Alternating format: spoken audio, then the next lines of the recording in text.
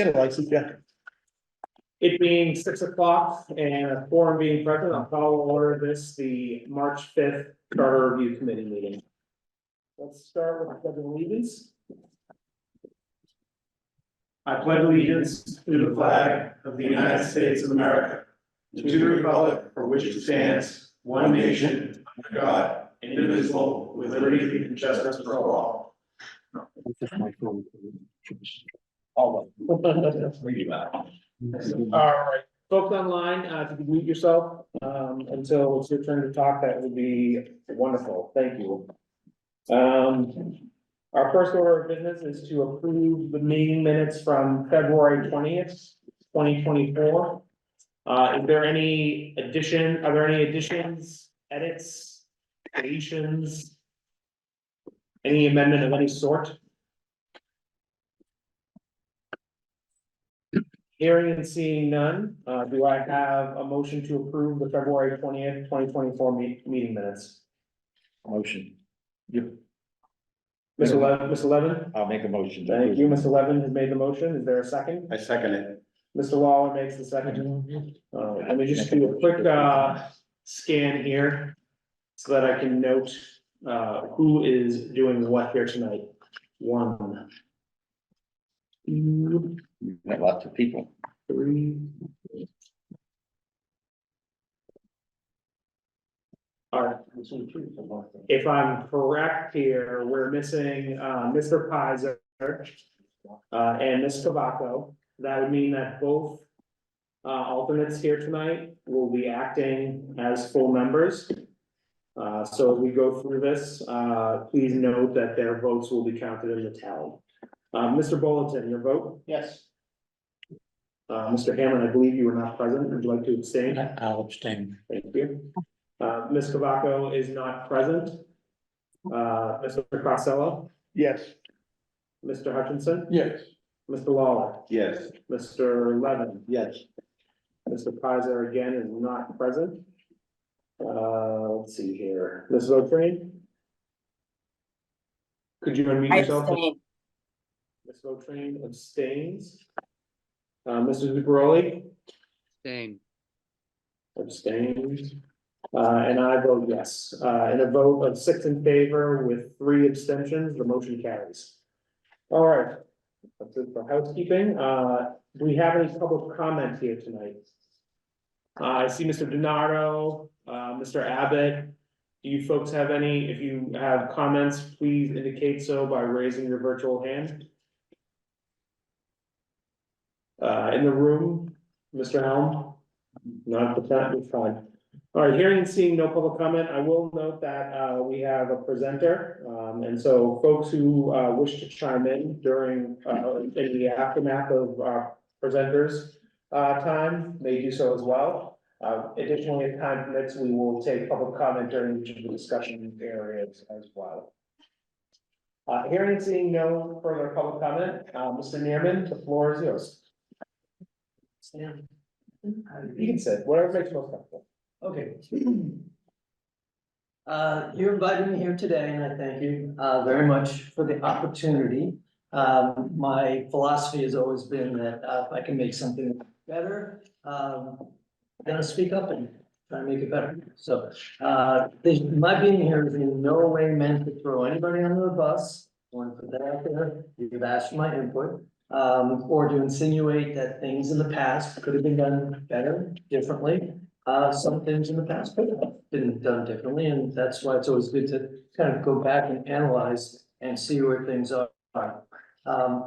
So take what I have to say for what it's worth. My intention here is to make things run better, and don't forget, you asked me to come here. I didn't ask you. So.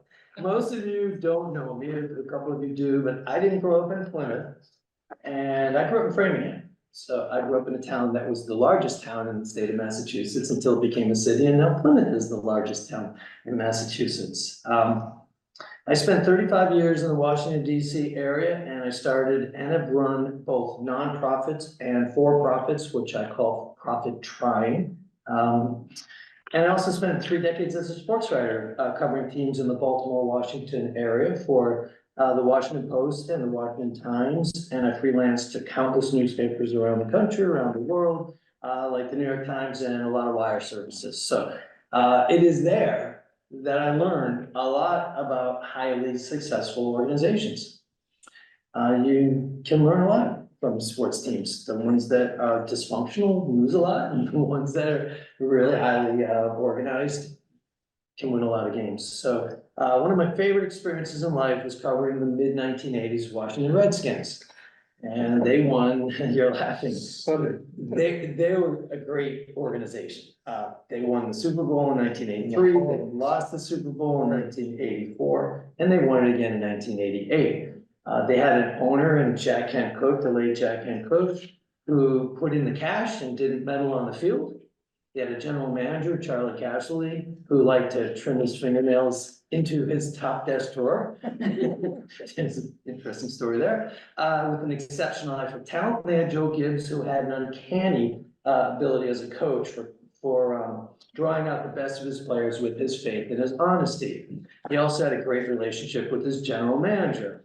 And as a sports writer, there's truly nothing more enjoyable than covering a team and hanging out with a team that's winning. Everything feels good. And while this team had many, many strong personalities like Joe Theismann, remember he changed his name, and John Riggins, crazy John Riggins, and Dexter Manley, another crazy guy, there was a chemistry on that team. And it highly contributed to their success. Charlie Casserly, Joe Gibbs relationship was key. So now I didn't come here to reminisce about my sports writing career. There's a point to all this. And I believe that one of the most important aspects of a high-performing organization is chemistry.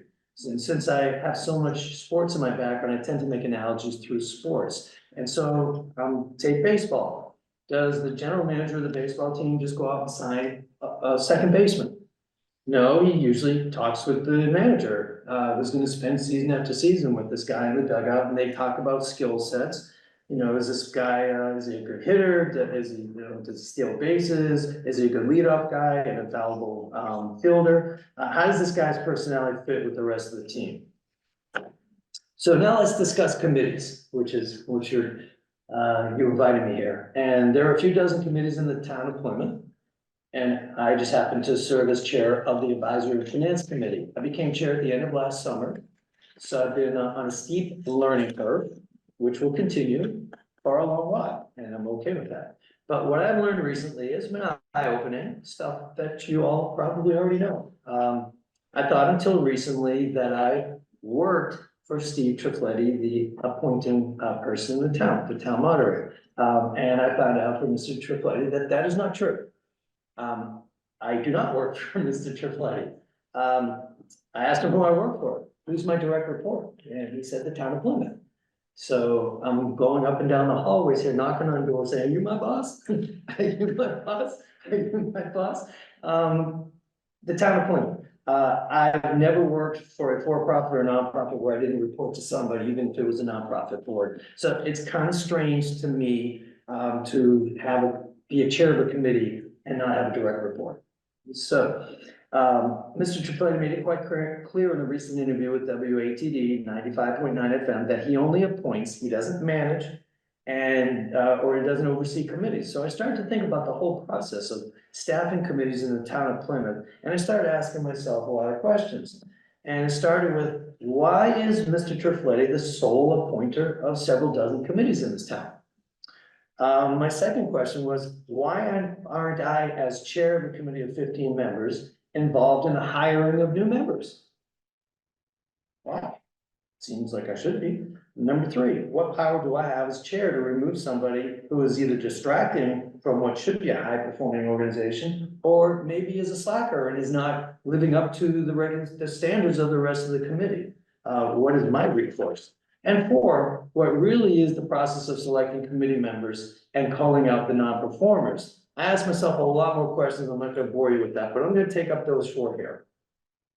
Number one, why is Mr. Trifletti the sole appointer of committee members? And I'm gonna assume this because this is the answer I get a lot when I ask the question of why have things been done the same for 20, 30 years? And the answer is because that's the way it's always been done. And I despise that answer. I despise it. Give me a good reason why it should continue. If you wiped out all the history of this town and started today, how would you do it differently?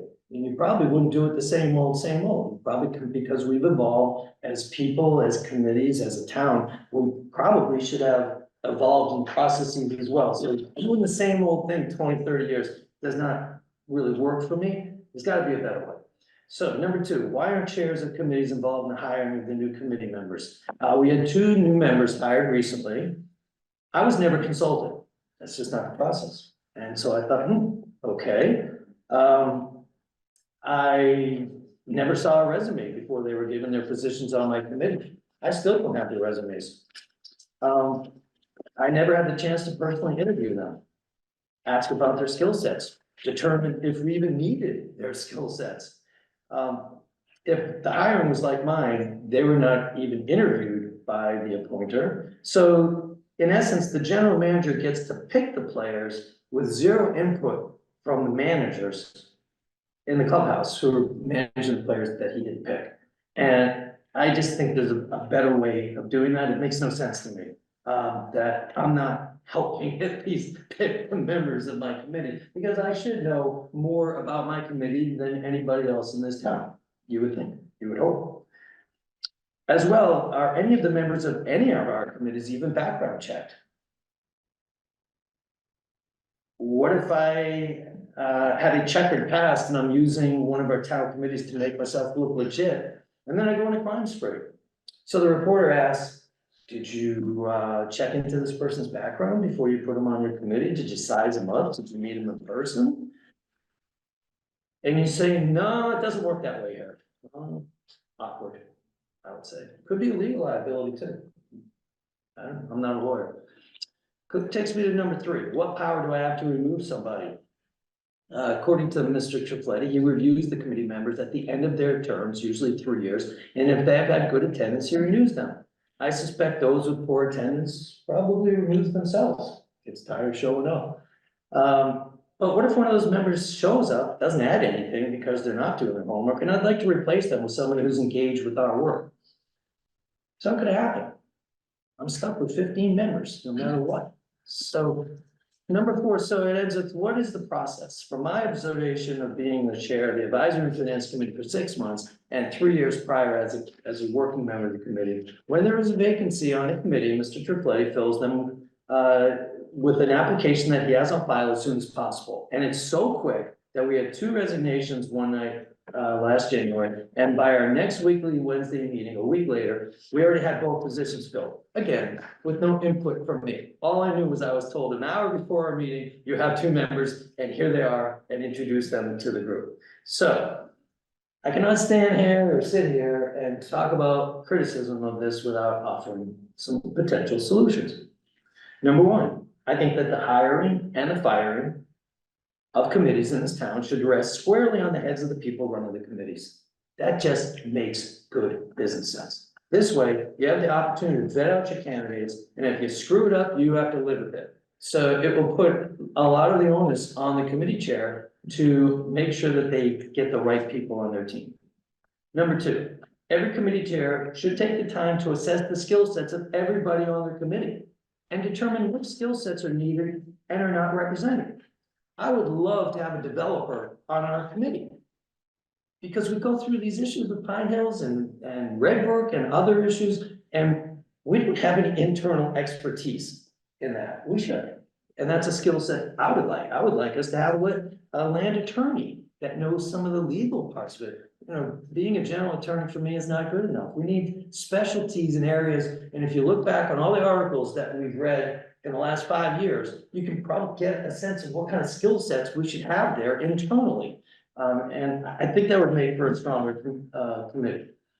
Number 3, everybody who's a member of town committee should be background checked at least every 2 years. It's $22. They should pay for it. It's a small cost of being on a committee. But I do believe background checks will at least vet out some people that may become potential problems. And at least we should know they are potential problems. Number 4, we should not be appointing people just because they send in an application and we just happen to have an opening.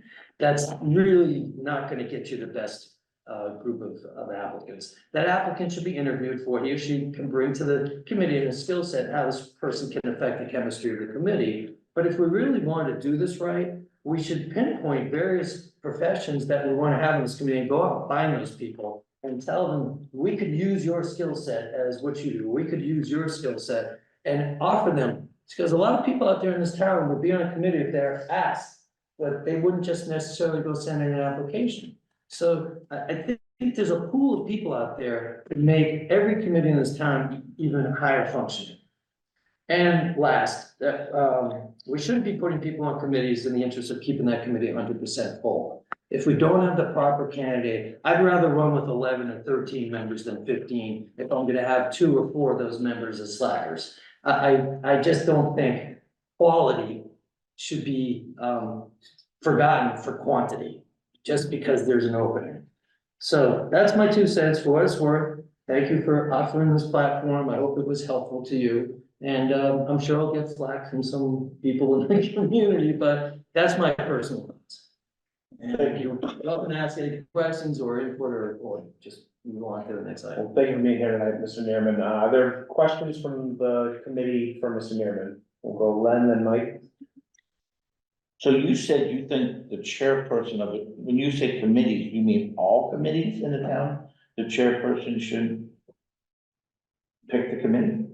Well, I will speak for my committee myself, and I would think that other committees would probably feel that way too. So I don't know, I mean, Because I'm on 2 other committees, but they were appointed by the select board. okay, So I was just confused. I was more a question to clarify what you were saying when you said all committees in the town. I mean, that's kind of hard to do because you have to get somebody on the committee to be the chairperson. right, And that's usually decided by the committee, so it's kind of a chicken and an egg problem, chasing your tail. The other thing is, we talked about background checks. Because of some things that, actually, the select board had some conversations about background checks. And if you go back and look at that select board meeting, there was a lot of conversation that talked about how that can get to be problematic, because if something comes back from that check, that really has nothing to do with the committee, then, but I agree with you. I mean, I think this town needs people with strong credentials, especially on your committee. It's such a valuable part of what the town's operating process. It's the checks and balances, somewhat another set of eyes on some things that are extremely important to the town. When those 2 people resigned, I was told by somebody, I won't mention, that they had submitted my name to become part of the A&M, and then it was too late because they were already appointed. It is to me, because I'm not a Plymouth person, but I only lived here 2 years, is that having one person, and it's nothing personal about Trifoletti, Mr. Trifoletti, is that there needs to be a more kind of open, the process doesn't seem to be very open. We don't know what was said between those 2 people and him. Not implying that he did anything backhanded or nefarious or anything like that, but we just don't know. At least with committee members that are appointed by the select board, it's part of that open forum. And we may be able to remedy that here at this committee. okay, and again, this is not for every committee, Right, but committees like ours, Right. I think that. you're absolutely right. From my understanding, he has the ability to appoint people to probably the 2 most important bodies of people working for the good of the town without having a lot of, any kind of oversight whatsoever. Where everybody else is either an elected position or an appointed position by the select board. I'm done. Mike? So just so you know who I am, I guess. I served on the finance committee for 7 years. I think it was 7 years. I gotta do this from memory sometimes. That's what's so scary. I've been a town meeting member after that for 9 years. Once again, I think it's 9 years. And I served on, this will be the 2nd charter review committee. Your observations, I thought, were very important. I think they were very appropriate. And I think I can say, I don't think I've ever heard any of those kind of comments from any previous chair of the FinCom. So, I thank you for your observations. I think those are things that we need to think about. My question, I guess, is totally different. So I'm gonna head in a different direction. You can bring it back or you, whatever. One of the clauses in the town charter says that, something I'll paraphrase, that the finance committee is entitled to see any document in town government, any information that might be in this building. But I've talked to a number of FinCom members, including 2 or 3 former FinCom chairs, about the problem with accessing information from the executive branch. And it's been my experience that, and this was reinforced by some of the people that I spoke to, that getting that information can sometimes be difficult. And yet the response that I got from people, because from my point of view, if you ask for some information about an article, a budget, whatever it happens to be, and you don't get it, what do you do about that? And if it's a consistent kind of thing, that you're not getting information, what do you do about that? So I suggested, well, to these people that I've spoken to, maybe you have to say no. We're not going to approve your recommendation or your article. Nobody wanted to go down that path. Why not? So it's like, That's fair enough. if you ask for information and you don't get it, what do you do? The question I'm asking you is, have you, I don't know, how long have you been on the FinCom? Just 6 months, I mean, as a chair, so. If that were. But how long have you been on the, For 3 years before that. okay, so you've seen you've been in the wars along. True, and my thought is, if we don't have the information that we need, and I think you've seen in the 6 months I've been on the committee, that I am all about getting out the information, no matter how uncomfortable it might be, to get to an answer, a very informed answer. You're never gonna get 100% of the information and making the decision, because by the time you get to 90, the first 10, 20% starts changing. So at that point, I would be comfortable saying that we won't hear that, or we'll defer that and hear it until we get that information. I haven't been faced with that yet, but my question would be, who do I go to? Who's the person who would make that happen? So is that the town manager? I realize this, I always thought it was future flooded, but I know that's not the case anymore. I recently found it out. So who would I go to? Are you talking like a department head would not give information? Well, ultimately, if you ask the Public Works Department for something, or you ask the Finance Department for something, and you didn't get it. Right. No, I'm talking about significant information that you need to, in your deliberations, before you make a decision about an article or a budget item or whatever it is. You're not getting it. So at the end of the day, all of those people report to the town manager, and that would be the person to go to, I suppose. You'd have to assess whether it's a material, really a Of material course. issue, and that can be a gray area. It may be material to one person and not so material to another's decision making, so on a case by case basis, I have to review. Okay, thank you. Al? Thank you very much for coming before us tonight. I've asked this question of a lot of the people that have come before us. Where do you get your direction now to do the different functions you do as the chair of the FinCom? I know you do a lot building up to town meeting. You work with the town staff. You put the book together, or help put the book together. You push all the articles forward at town meeting. Where did you get that direction from? Is it the charter? Do you refer to the charter for your job at this time? Honestly, no. The existing charter, I would say. So no, not at this time? Well, I don't, I I will, mean, how did you know to, when you moved into this position 6 months ago, that now all of a sudden you're gonna be the liaison with town staff to get the town meeting off and running, the books, the paperwork, the backup material. Mhm. I mean, I'm assuming that's a ton of work. Yeah, and it's a weekly check-in with Jeanette White in the budget office, and she goes through what's on the docket, and we talk about other, what this is, what this is, is there anything I need to know that's coming up? So we work on planning the articles so that they're all read and voted on before the book gets put together and goes So out. so it's a good amount of work. So I guess my follow-up question That's is, where my direction is coming from. okay, great. And that is- so as we're here tonight, we're trying to improve the charter, or improve the description of what, not so much what one individual person might do, but what an entity will do, whether it shows up in the charter or this handbook.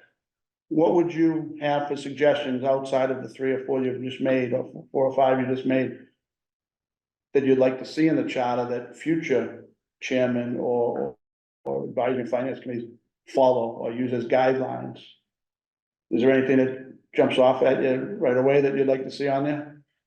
Or in there? Not really, because honestly, I have not read deep into the charter as to what that is. I've been just I just ended up in this position. I wasn't even the vice chair. So I'm just trying to follow, getting, all the articles taken care of, trying to keep the meetings moving, getting it to town meeting, reps, getting that meeting coming up in April, making sure everybody has the information they need, and being responsive as possible.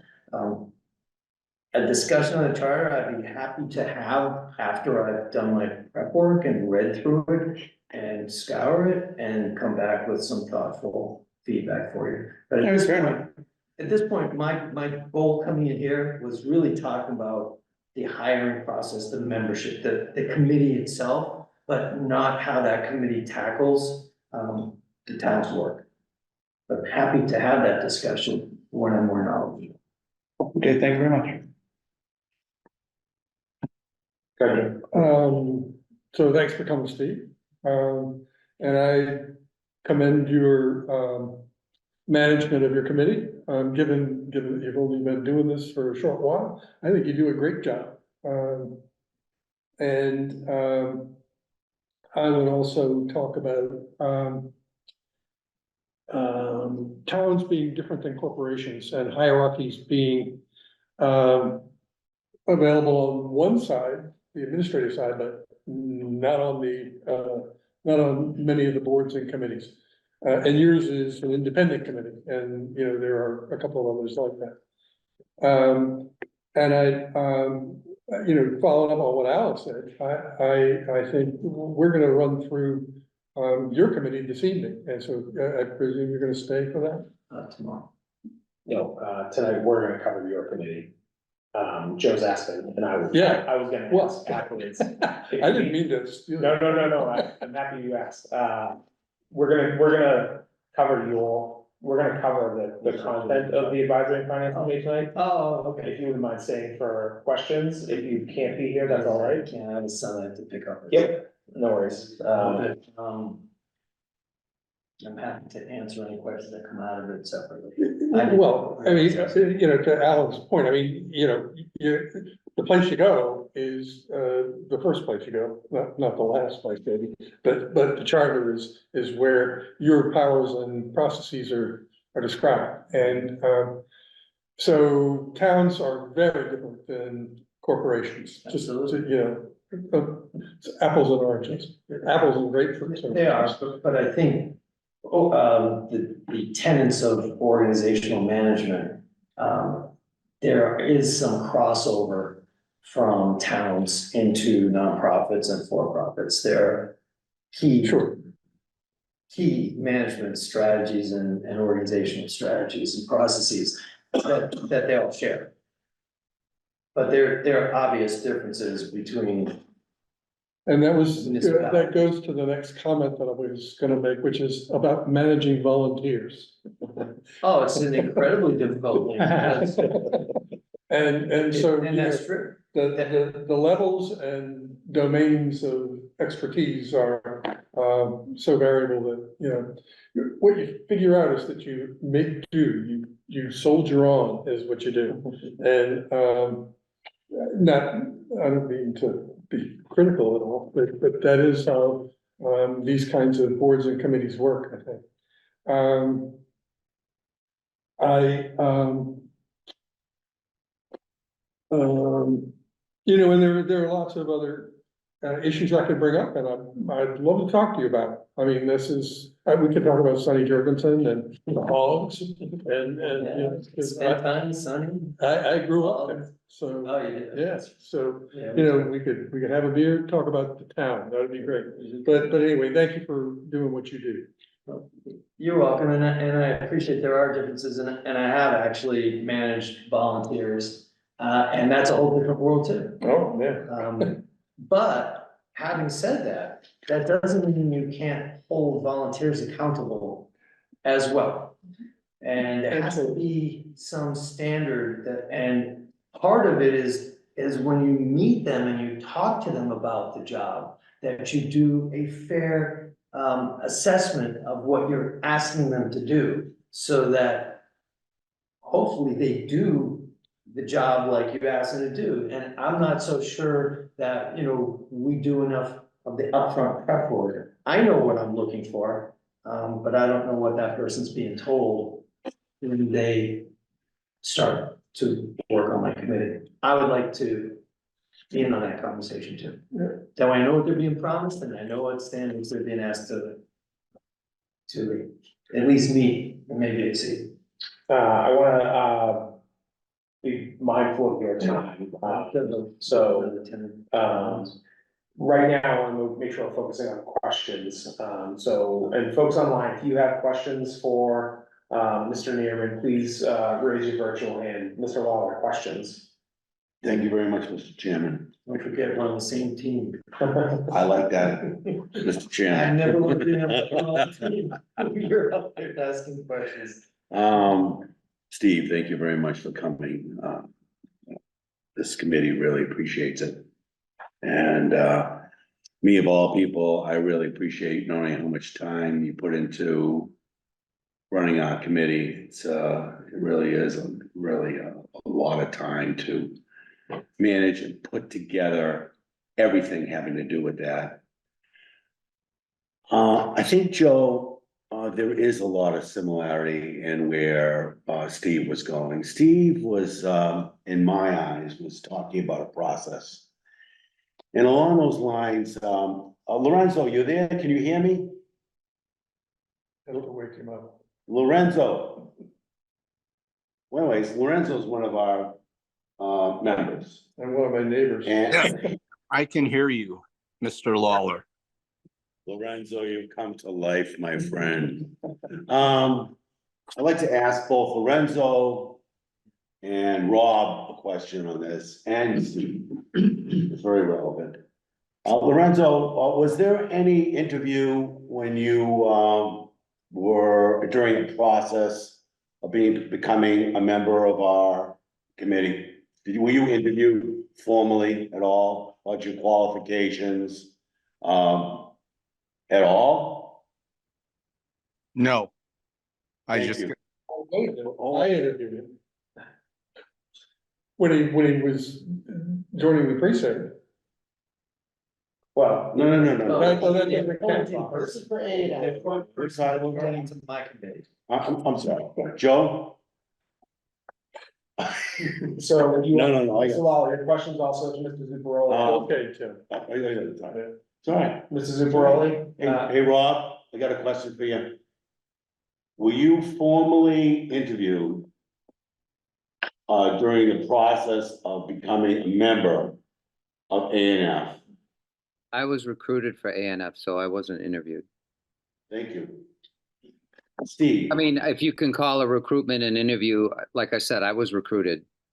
Okay, all right, I got it. So there was no, so Steve, was there an interview process when during the coming on board of ANF? You?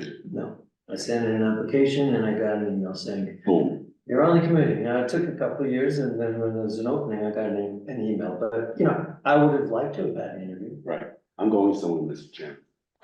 So I was not interviewed either. All of a sudden, I got a call from Jeanette. you're on. So my point being that as far as a process goes, and you've heard from 4 people on A and F that are with us today. 15.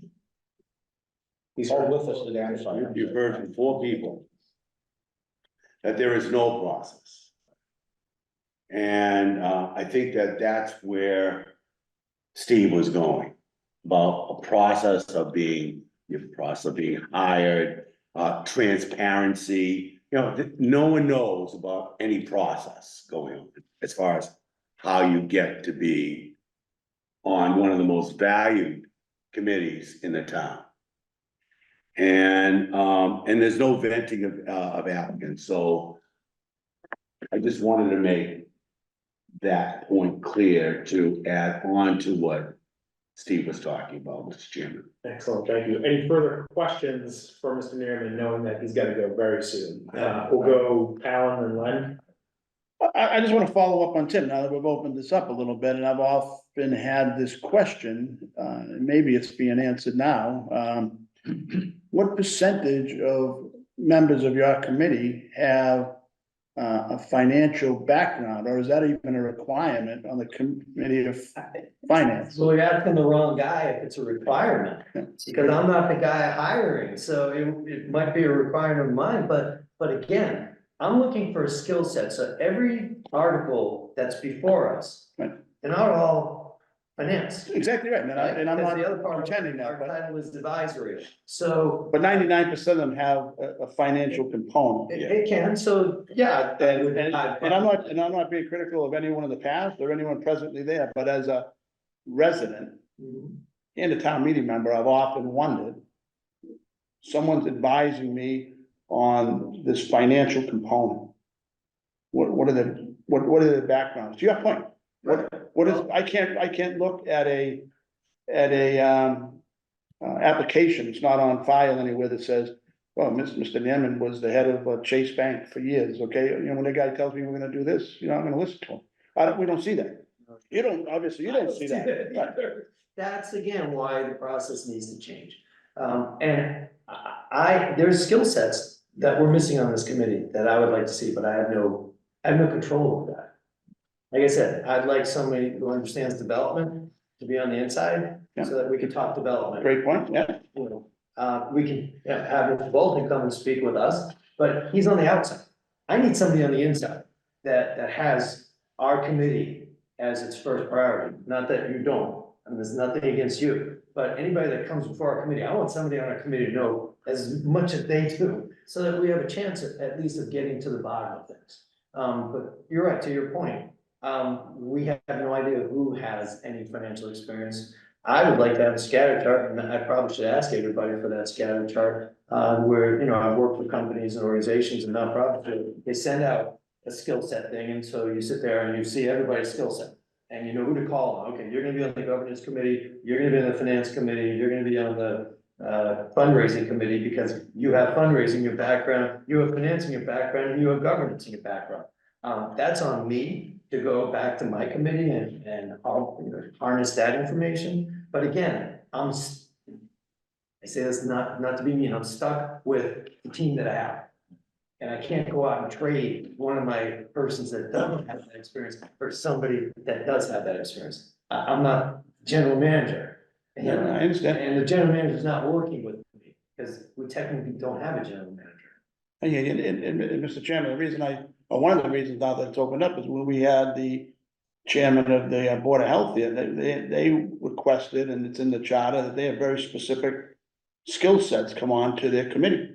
Mhm. And I'm wondering if we can't, as a charter review committee, maybe implement that, help the Yeah. FinCom out and the present chairman out, and make some requirements that, you know, maybe there's certain percentage of people that come on with different skill sets. Yeah, absolutely, you could do something like that, Alan, in fact, I wrote that down as we were talking.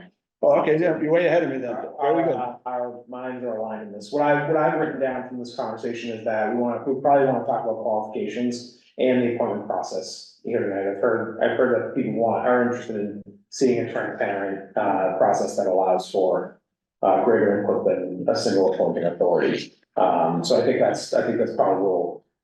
Listen, I was aspirational tonight when I put these 3 items on the agenda. I think we're gonna maybe get to this single item here tonight, but I think it's gonna be the bulk of our conversation. Do you need to? Yeah, I do. I'm happy to come back and, I'm happy to talk about the charter after I have a chance to digest it and come up with some thoughtful, feedback. Here's what I'll offer, if this is all right with you, Steve. If you folks have additional questions for Mr. Newman, please direct them to me and I will reach out to him and, receive the answers to those questions for you. And we'll invite you back at a future session if we have enough to chat about. Sounds good, even if you don't have enough to chat about. Thank you for being here, we appreciate it. Thank you. Take care. Thank you all for your questions. Thank you very much for your time. Your interest in all your work on the town. We're all on the same team. Yes, absolutely. And although we don't have, we will not have, Mr. Mearman here for the bulk of our conversation tonight, in terms of reviewing the actual substance of section 12. We're lucky that we not only have, current members of FinCom here in the room, as Mike said, and, although he did not mention it himself, Mr. Helm, is also a former longtime member of the Advisory and Finance Committee. So, we do have some content experts here as well. I'm gonna ask you a question, in a minute, Lorenzo, so get yourself ready. I do see that we have, a member of the public who would like to make a comment. Mr. Gennaro, would you please unmute yourself and give your comment? Yes, thank you, Mr. Chairman. Al Donardo, 46 Sunflower Way, Town Meeting Member, Precinct 17. I just caught the beginning of some of this, so I didn't get the beginning of your conversation. I just want to make a comment about finance committees. Now, I know Plymouth has done everything 400 years, that you've done things the way you've always done, and I understand that this is no reflection of personalities, and we're just talking about structure. Most communities have a finance committee that's just focusing on finances. That is a full-time job in itself. And finance committees were set up by Beacon Hill by legislation. They have statutory authority, and they're an arm of town meeting. That's why they're appointed by the moderator. So they report to town meeting. They do the detail work for us of this $280 million budget. We saw last year a finance committee member went down to the town wharf to investigate the use of the reserve fund. That's what they're charged to do. They're the financial watchdogs of the community. They have that authority right now. They have the authority right now. You say, what do we do if we don't get the documents from the government? Well, you cite that legislative decree. And if not, then town meeting has its powers. We do have a financial director, nothing against her. I love her. They're holy and righteous, but they tend to side with the government. Information comes out later than sooner. And I'll cite now that we have a $7 million shift of the reserve fund. Well, last year we had a $3 million shift. A strong finance committee normally has 6-month review and would hedge this thing and be ahead of these sort of things. And listen, the finance committee, I wouldn't want to serve on that. They spend hundreds of hours. So please don't. That's not what I'm saying here. So I think, as Plymouth grows, we're starting to see that some of these questions are not getting answered sooner than later, and it's not anybody's fault. But that's just what I find, that in closing, having a very strong finance committee that's willing to do that. And that's another thing. These are all volunteers. It's difficult to get people to volunteer. But I suspect if we have this financial crisis, that is going to shake the tree of the community and get many people involved in looking at these finances. That's just my prediction. But anyways, that's just my thoughts on things, and please don't take this personal. Those are just my thoughts. Thank you. Al, thank you for your comments. Appreciate it as always. Yeah, thank you. I want to let folks know that Mr. Zagaroli had an unanticipated emergency arise. So he had to hop off the call. I've asked Michelle Turner to, serve as host of the meeting, and she'll pull up the document, in, just a moment. But I just want to highlight that we now have 3 full members who are absent. We do still have our 2, alternates who are acting as full at this time. I just wanted the record to, reflect that. Okay, Michelle, when you, have a moment, could you pull up the document and, check out, head down to, section 12 of chapter 2? And while Michelle does that, Lorenzo, are you still with us? I am. Thank you for being here tonight. Do you have anything that you'd like to add, in addition to what Mr. Neerman shared, regarding the Advisory and Finance Committee at this time? Yeah, I mean, I don't really have anything to add. I was really just, I saw that on the agenda. Mr. Neerman mentioned it, that there was, and I really joined this meeting in support of our chair of our Advisory and Finance Committee. I mean, the things that I could comment on is the process of getting on the committee. And it was, something that I had been looking at in terms of the structure of the town and the boards. And I'm also, as well as an appointed member of the Board of Health. And in that appointment, there was an interview process. You had to submit a resume and things like that. And the select board went through that. And I had to go through that process. But a little bit different with the Advisory and Finance, where I just sent the moderator an email with my interests. And to Mr. Lawler's point, I just got an email from Jeanette saying I'm on, and that I'm expecting at the next meeting. So I think there's some improvements to the process in terms of, making it maybe a little bit more robust. But I would caution, and I'm using my words because I really haven't thought about that. I would caution having kind of requirements or escalating pieces, because as you start to put those down on paper, like in a charter, you might run into issues where, why did that person get on there when I clearly am more skilled and qualified? And you get into the escalating elitist kind of notion. I think from that, my comment is based on, I think people, whether all people have some level of input, especially if they live in the town and they wanted to throw their hat into there. So I'm not saying that the current process is perfect, but I think it could be more robust. But you got to temper that with kind of the escalation of qualifications, where now you have to have a PhD to just even be slightly considered on the finance committee. By the way, I have my MBA, so we'll go there. Thank you, Lorenzo. Thank you for your comments. I think it's very important that you highlighted that. What we do with the Board of Health is that we say that the select board shall, in making appointments, seek to appoint one member who is a duly licensed physician. If we wanted to add qualifications here, I think we would try to do something similar, where we would say that the appointing authority shall seek to appoint members who fill in the qualifications here. That way it allows, if such person is not available or uninterested in serving, it still allows an appointment to be made. But I very much appreciate your perspective on just the average Joe citizen serving on this committee as well. They're taxpayers and it's their money that comes out of their pocket. But I think we should try to seek a balance as we do this. So thank you, Lorenzo. I'll open it back up to public comment if there is any at this time. Mr. Abbott online, Mr. Helm in person. Mr. Helm, come on up. Oh, there's a special chair. Very nice. It should be a different color. And you get a crown. What precinct are you in? 6. Harry Helm, precinct 6.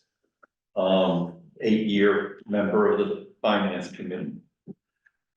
Along with a few people.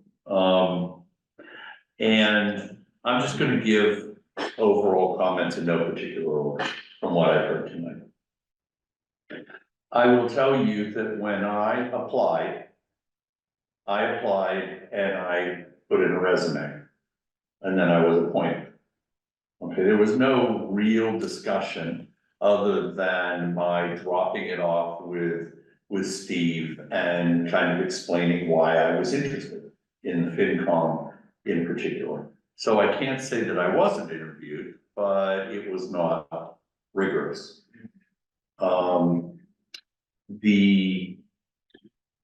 I think that it does make sense, a lot of what Mr. Neerman said about the chairman being involved in the process.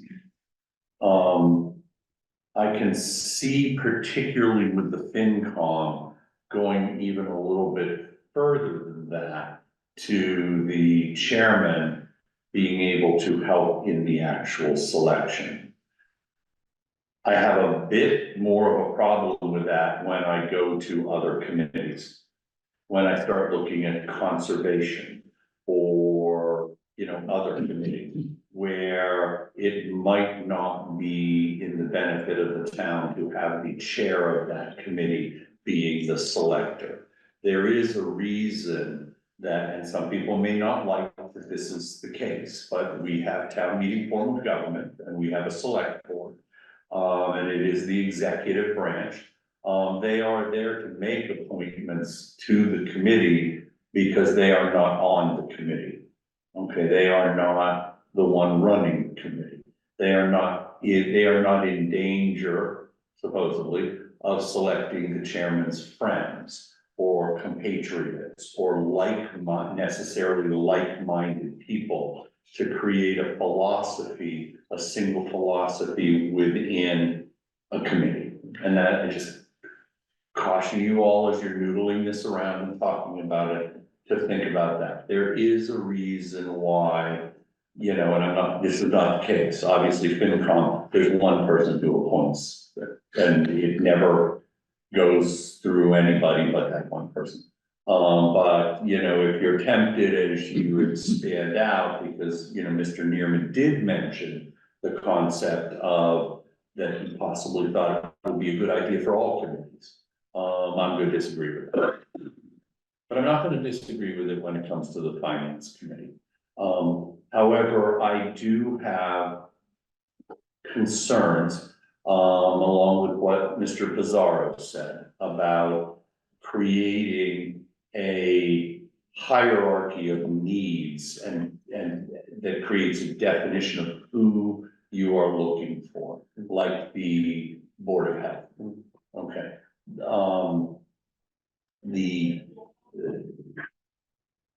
I was an executive for a book publishing company. I ran an editorial department. Okay, what does that have to do with town finances? Nothing. I was successful in the corporate world in a very liberal arts, wonderful profession. I was very fortunate to have the career that I had in New York. But I'm not sure that I would fit any of what Mr. Neerman felt he had. I need an expert on this. I need a real estate, a real estate attorney. I need a, this and this, to help us figure things out.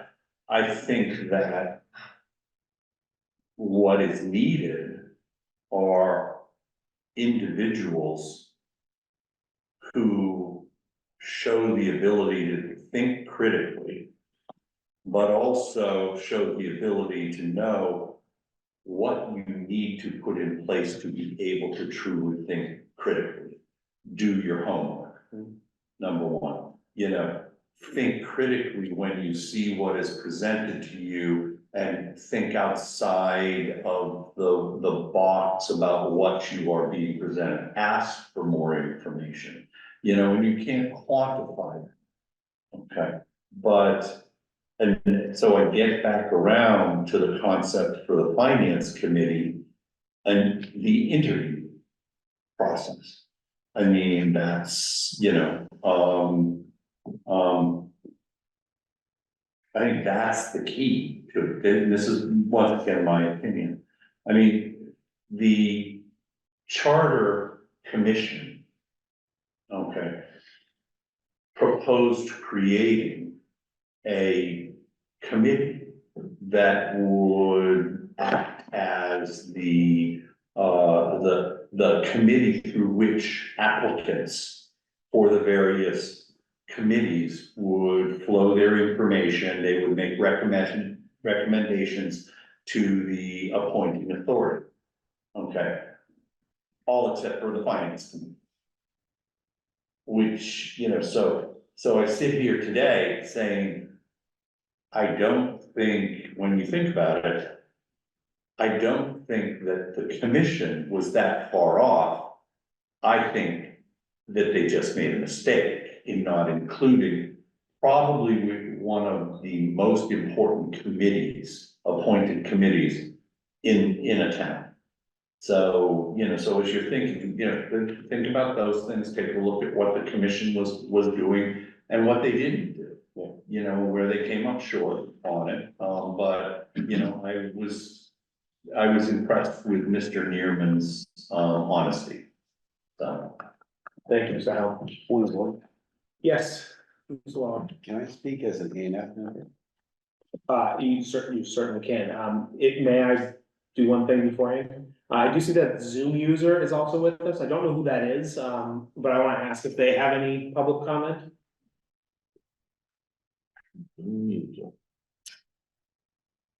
Hearing and seeing none, I'll turn things back over to you, Mr. Lawler.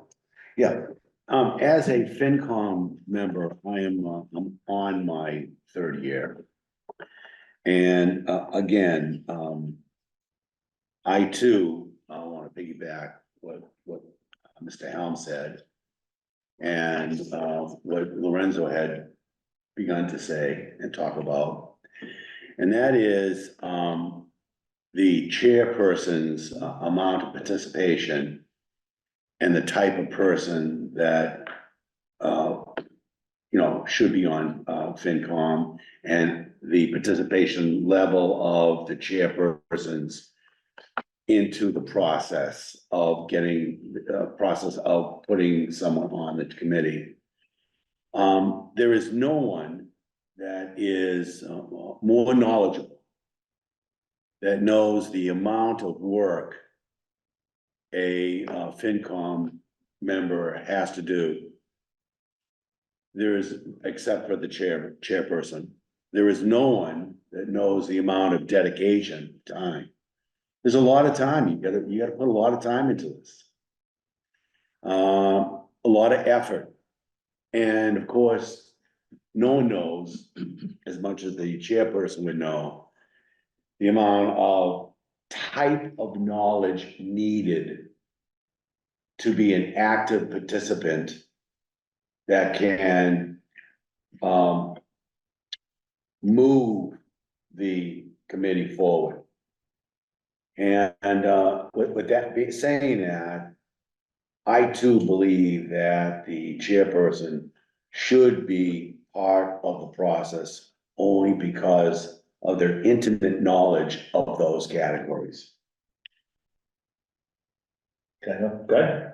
Can I ask you a couple of questions? Sure. Knowing what you know today, would you have a different decision when you applied for the FinCom? Absolutely not. I was a CEO for a corporation. So, being on ANF is right in my wheelhouse. I mean, it's a corporation, hiring, firing, finance. What don't I know after 41 years? So, yeah, it was a natural transition for me that, was very simple. Well, I'll refine the question. Do you think, knowing how much work you were gonna have to put into it, with what you know today, do you think you understood how the amount of effort and work and time you were gonna have to put in that position? Great question. I had no idea. So knowing that today, do you think you would have had a different decision back 3 years ago? God was good to me. I'm retired. This was a perfect segment for me coming out of corporate CEOville, right? And moving into a situation where I'm spending other people's money, but it is, the responsibility is so alike. I mean, if you want to move forward in the committee, you have to do the homework. And if you don't do the homework, what value are? And luckily, thank God, I like to work. So my ethic has moved forward and I do a lot of work and I enjoy it. Can I just say, okay? So reason I asked you that is my observation is for a lot of committees, FinCom being probably the most strenuous committee to be on. People have no understanding of what they're getting into, no matter what committee it is. I'm on the Distinguished Visitors Committee. We have some people on it, they have no clue. And I think that's a bigger issue. I know we're talking about FinCom, but I think that's a bigger issue, for committees in general. And so you have Steve picking these people because he has a piece of paper in front of him. And it appears that he has nobody to answer to in that decision-making process. And from what I've heard tonight is it sounds like some of that is that authority and responsibility in the process is codified in state law. I think we've talked about this in other places. We have this issue that trying to find people that have certain expertise, you have a harder time finding people. So all of a sudden you start refining it. The health thing is a very special case, but I mean, we have this need to try to figure out how to help people understand that this is the commitment we need from you, because if you're not gonna make the commitment, then you're not adding any value. We've talked about that problem with town meeting members. We spend tens of thousands of dollars of printing those books. And how many of them actually even get open, let alone any of it read? It's daunting to read that if you had to do it. But if you're going there and you want that position. So I think all this process about this is a bigger issue for the town is how do we do a better job of using committees that provide a vital function? In a lot of cases as advisors to the select board. We have to do a better job of finding people that are gonna add value. And I know Joe said this is different than corporations, it's not. An organizational structure has nothing to do with what the outcome is or what the goal is.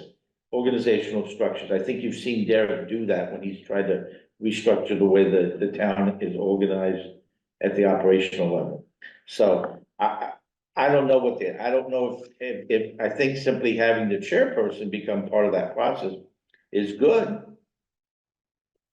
But, Mr. Neerman got the job because Kevin went off and became a select board member. And so all of a sudden, is Kevin involved in selecting those people that replaced him and then he gets to be picked to be chairman and stuff like that. So I think there's some operational stuff that makes that kind of a tough way to figure it out, but thank you for listening to me. This has been an excellent conversation. We have been here an hour and 5 minutes now, and we have not yet reviewed a line of text from the charter. So what I'd like to do is for us to start getting into the content, and then I think discussion will continue as we go through that. And then, so I do see a couple of hands. I'll give, Mr. Bolton and then Mr. Helm, you have an additional comment? I asked them to keep it brief. I'm gonna start moving towards the language of the charter. Because that's important. So first thing from Mr. Neerman, what I've heard, the three things that are focused on, one was the appointment process, greater transparency. Secondly, who's getting appointed? And third, then there was a reference to removal and removing people who are not participating. I think from the removal standpoint, that's something that's in our charter as a general, and I think we need to keep that as a general responsibility, and I think we can address that at that point. In terms of the appointment process, I'm hearing a lot of debate back and forth between corporate and governance, et cetera. I think one thing that we need to stress, and this is to Joe's point, we in government here in Plymouth, in this form of government, Mr. Hell mentioned as well, the way we do appointments typically is appointments are done by elected bodies. The committees are advisory to those elected bodies, so the elected bodies make the appointments. And there's a reason for that, that being that the elected bodies are the voice of the people as they are elected by the people. So you don't have an appointed person making more appointments, because as you go down the line, you do run into that risk of creating cronyism and bias and for lack of a better term, just sort of agenda building. So I'm very mindful of that, and I think it's important that we do keep that elected body appointment process going. So with that in mind, though, this has to be a more transparent process. The Massachusetts Municipal Association defines the FinCom as the single most important committee in any town format, period. More important, others are not, that's not to diminish anyone else, but this is it. To that, in my mind, this needs to be the most open process conceivably possible. It needs to be the broadest possible procedure. And then when we get to who's being appointed, it has to be the best person for the job. It just has to be. We can't, I agree that we cannot be appointing people because we have a spot. This is the one person who showed up. Or worse yet, I've got 10 applicants, all of them who would be great. They would fill half of all of the points that Mr. Neerman feels we needed in our committee, but none of them came from the right precinct. So unfortunately, the one person who really doesn't add much, congratulations, you're on. I'm not saying that happens. And I keep repeating this to people because I'm an attorney. My job is always to look at doom and gloom. I pick the worst case scenario and I try and prevent that. And that's what I'm looking at. I'm looking at how do I prevent the worst case scenario? And the worst case scenario is we end up with someone who isn't qualified over more people who are because we created bad language. So with that in mind, I have a couple of thoughts. First, in terms of who appoints the FinCom. And I'm gonna ignore, and I'm gonna talk, Mr. DiNardo had a very interesting point about finance versus advisory and finance. That's a much, much broader discussion. And I don't think at this point there is an appetite for substantively changing that. And so I'm not going to address that. I see some value in that discussion, but not at this stage. That's not where I'm gonna go. So in terms of appointment, I think to Mr. Helm's point, the idea of having an appointments committee responsible for something as important as the FinCom needs to be there. And to Mr. Hutchinson's point, I think that that committee needs to be made up of people who are either elected or appointed by an elected body. Here's my suggestion for that. Appointments committees, typically 5 people, 5 people is a very good number. It doesn't get unwieldy, but it's enough people that even if you're missing somebody, you still have a quorum, that sort of thing. It's important that we be able to do this. It does need to be done quickly, but it does not need to be done instantaneously. So this should probably be a standing committee that is called upon when it is needed. I would recommend that the 5 members of this committee be made up of 5 elected bodies, or appointments from 5 elected bodies. The first being to keep it the moderator as being the chair of this committee, the moderator being a townwide elected body. I would then suggest that the remaining members be appointed from each of the select board, planning board, COPC, and school committee, representing the single largest expenditures associated with our budget. The school committee being the single largest. Their voice in terms of selecting someone who has an understanding of the school budget would probably be a good one. The planning board, because planning and land is such a large portion of what we do. The COPC being the representative of the legislature and appointing someone who understands the verbiage of the legislature and how that's supposed to work. And of course, the select board being our ultimate executive and dictating the general policies and goals of the town. Creating a body of those 5 appointees, the moderator can appoint someone too. I'm not gonna make it a requirement that the moderator do it. If the moderator wishes to appoint someone to this body rather than do it themselves, that's fine too. But I would give the moderator that option in terms of doing that and serving as the chair. Can you explain that again? Sorry. Sure. So what I'm suggesting is that we create an appointment. No, with the moderator. Well, right now, the moderator is a single person. All the others are bodies, so the bodies would get together and appoint somebody. You can't say that the appointee will be the select board, because there are 5 members of the select board, or 5 members of the planning board, members of the school committee, or the currently 18 members of the COPC. So right now, the moderator can choose to do it themselves, or they can appoint someone. The other bodies would appoint someone. And I'm not gonna, I don't have an issue if they want to appoint a member of their body to do that. I don't think that that's an issue.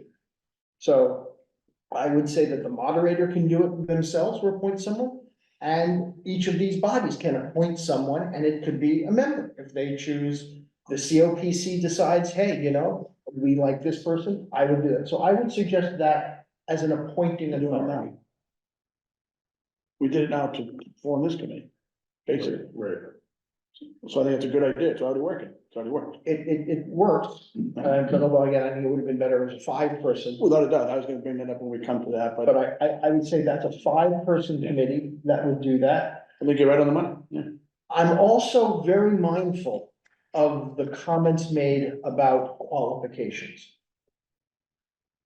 Yes, it is helpful to be able to read a balance sheet, to understand this is a $300 million budget as we hit the spring town meeting.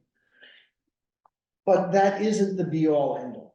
And someone who works hard can understand that. I think the bigger issue is the vetting process going through. Asking questions. Exactly.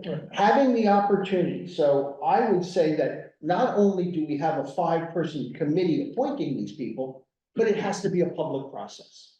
They have to submit the paperwork. And everyone's got to know.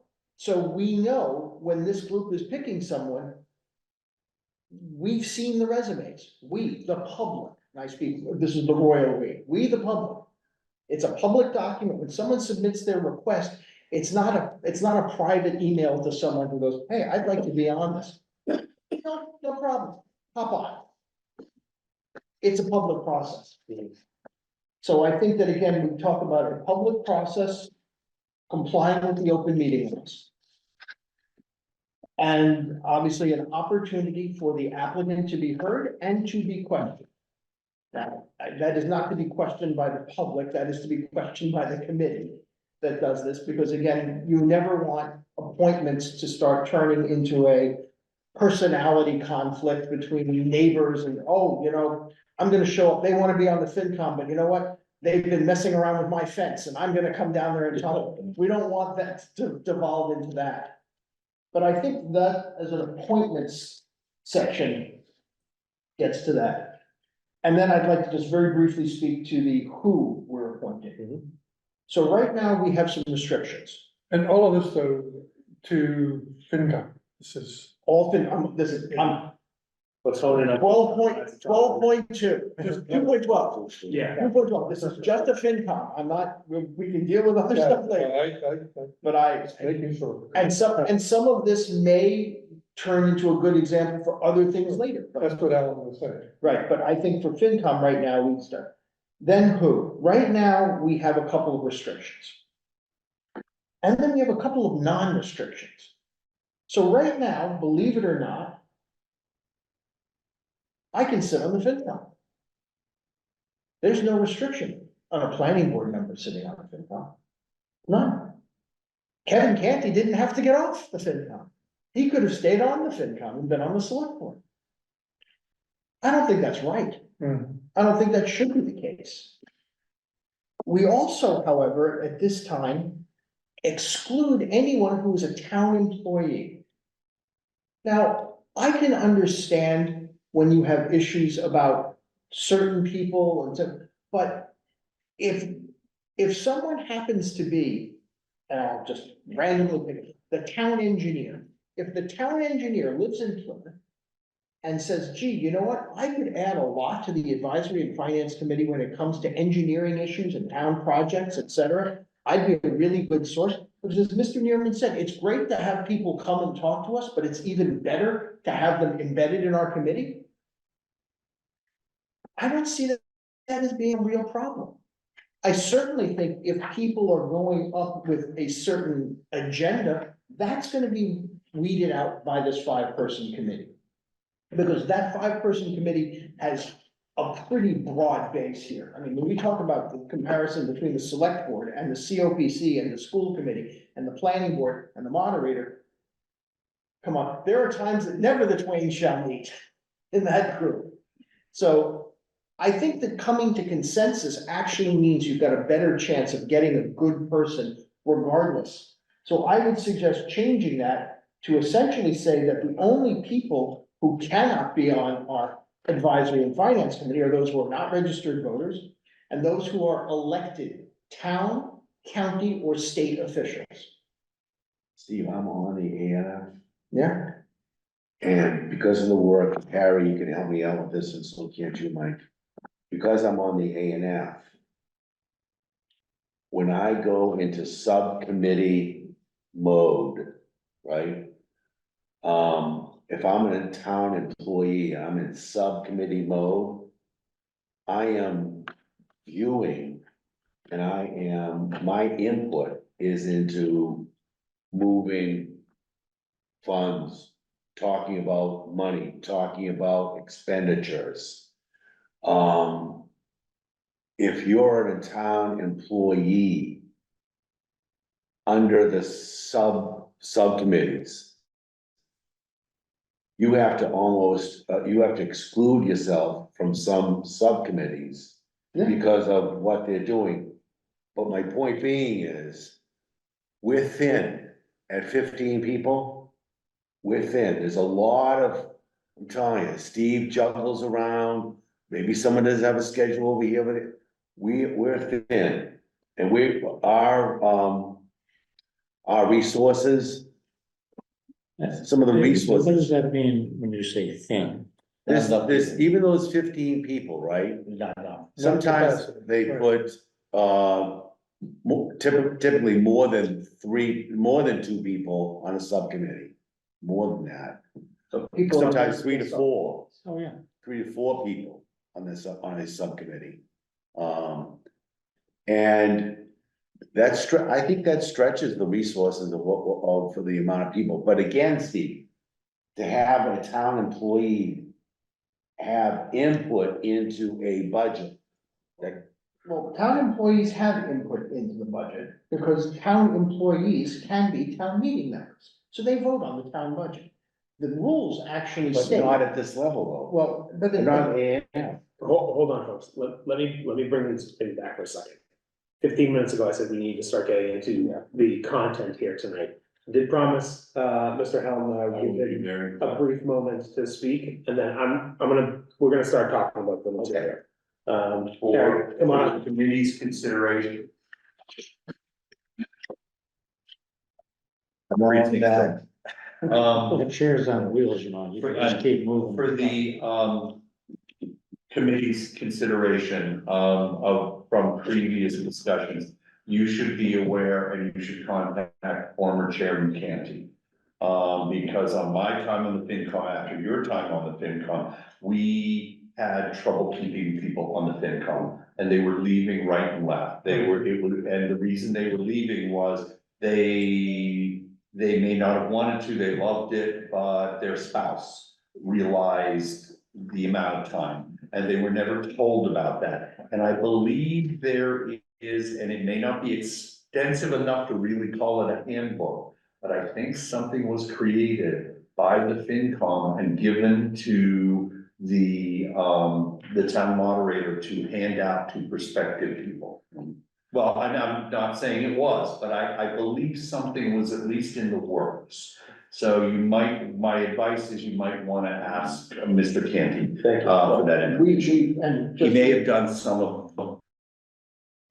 There is a handbook section that we've been working on and talking about, including the fact that each committee is required to put into that handbook information necessary to properly function, and it's actually for each board, each committee, and each town department.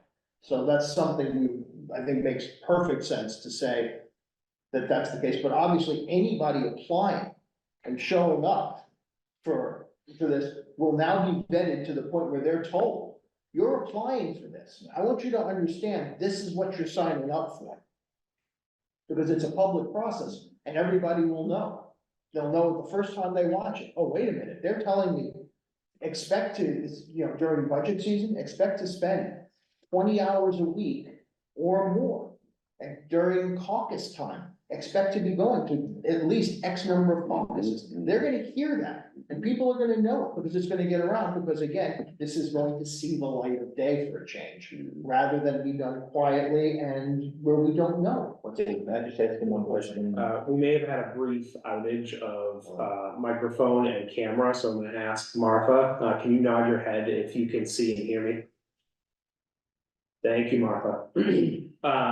Can I just ask one question, and we can move on to the text? No, nope, I wanna move on to the text. I said. I have proposed text. I asked 18 minutes ago to move on to text, so I wanna do that. We can have discussion during the text as well. Okay, So, Mr. Bolton, you have proposed a framework, I think, for us to review. I think much of what you have suggested is in 2-12-1. It is. I'll read it quickly, so that folks know what we're talking about. Currently, it reads, an advisory and finance committee of 15 members shall be appointed by the moderator for 3-year overlapping terms. There shall be no more than 3 members from each precinct of the town, provided, however, that in the event the number of incumbent members from a particular precinct increases due to the redistricting or change in residency of that member or another, no incumbent member need to be removed and may serve out their respective terms. The Advisory and Finance Committee shall choose from its members a chairperson to fill the other office as it may create. The moderator may fill any vacancy by appointment, and the term of that appointment shall be the remainder of the unexpired term of the person causing the vacancy. Person is not registered to vote in the town of Plymouth employees and representative town meeting members shall not be eligible for appointment to or serves on the Advisory and Finance Committee. I also feel as though there's a fair amount of consensus in the room, so that's why I wanna get moving on this. So Steve, can you read through I can read through my draft. I can also, maybe I should email it to Michelle, or I can email it. You have your type language? I do have type language. Can you email it to Michelle so we can throw it up on the board, and while you're doing that, Alan, you have a question? Just quickly, while we're at the start of this, is there any appetite to change 15 to 18 so you could have representation from each and every precinct? Yeah, I mean, I think that's a fair question, Or does that make it too unwieldy, or? But then, we have 18 COPC members. Right, so we have we've already precedent. got- Maybe that's, is it in Word, Michelle? in Word. Yes, it is Michelle. I do think in Word. Len, You while did he's the doing this, capacity you thing. also had a question. I'm sorry? I just was having a question for Hang on, Steve. gentlemen. Was this committee, committee, appointment committee for all committees for the town? Or we just talking about A and M? We're just Right now, I'm talking- talking about A&M. Okay, just want to be clear. So. The main points that you spoke of, Steve, were the appointment process. Changing the authority from sole appointment by the moderator to a committee composed of the moderator, select board, planning board, COPC, and school committee members. That is correct. That would make it a public process. It would become a public body, so it'd be a multi-member committee. So they would have to abide by open meeting law, which would make this an open process. Which would in effect give the chairperson a role in the process, because they could show up to that meeting. They could ask questions, they could advocate for candidates, they could say, these are the qualifications that we're looking for. Here's who we lost, here's what we're hoping to. They could interview. The qualities that we could get, so I think. I like this, and we've already started this sort of in earnest, because when we reviewed the COPC, we designated that they would be able to appoint a member to this committee, so. We've already, in principle, established this committee, now we're just hammering out who's on it. Alan? I like the idea, and I think we have to put that committee somewhere. I just don't know if we want to embed it in advisory and finance in case, as we go further, we want to introduce other committees into it. I wonder if it can't have its own section. Well, what I did was I actually called it the appointments committee. Right. So we created, it can be created here, but if we make a reference to the appointments committee. Sure, absolutely, yeah. I sent it, You could airdrop it between you two. not sure, I'm gonna see if it could be, I'm just having a hard time getting it out.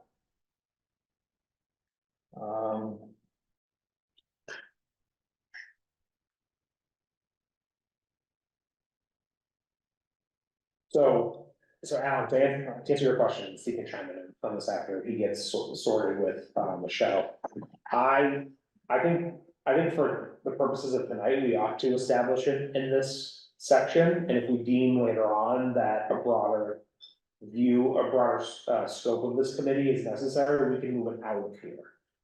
That's fair. Advisory and finance is our agenda item, so I wanna stick to this, I don't wanna jump to other parts of the chart. I just think, in my opinion, it's one of the most important things we've spoken about, since I think it's critical that we have that committee. Yeah, agreed, and I I just think, don't want it to be handcuffed to only be able to do yeah, one thing. and where we have to address the appointment as part of our advisory and finance. I actually think that advisory and finance being as important as we've discussed here tonight, I mean, we've never spent this length of time on a single topic, and we've had some long conversations about other elements of this charter. We've never spent an hour and a half before even reviewing language, discussing a single topic. So I wonder if we ought to, in order to reaffirm the importance and the independence of the advisory and finance committee, I wonder if we make the advisory and finance committee its own chapter here in the charter.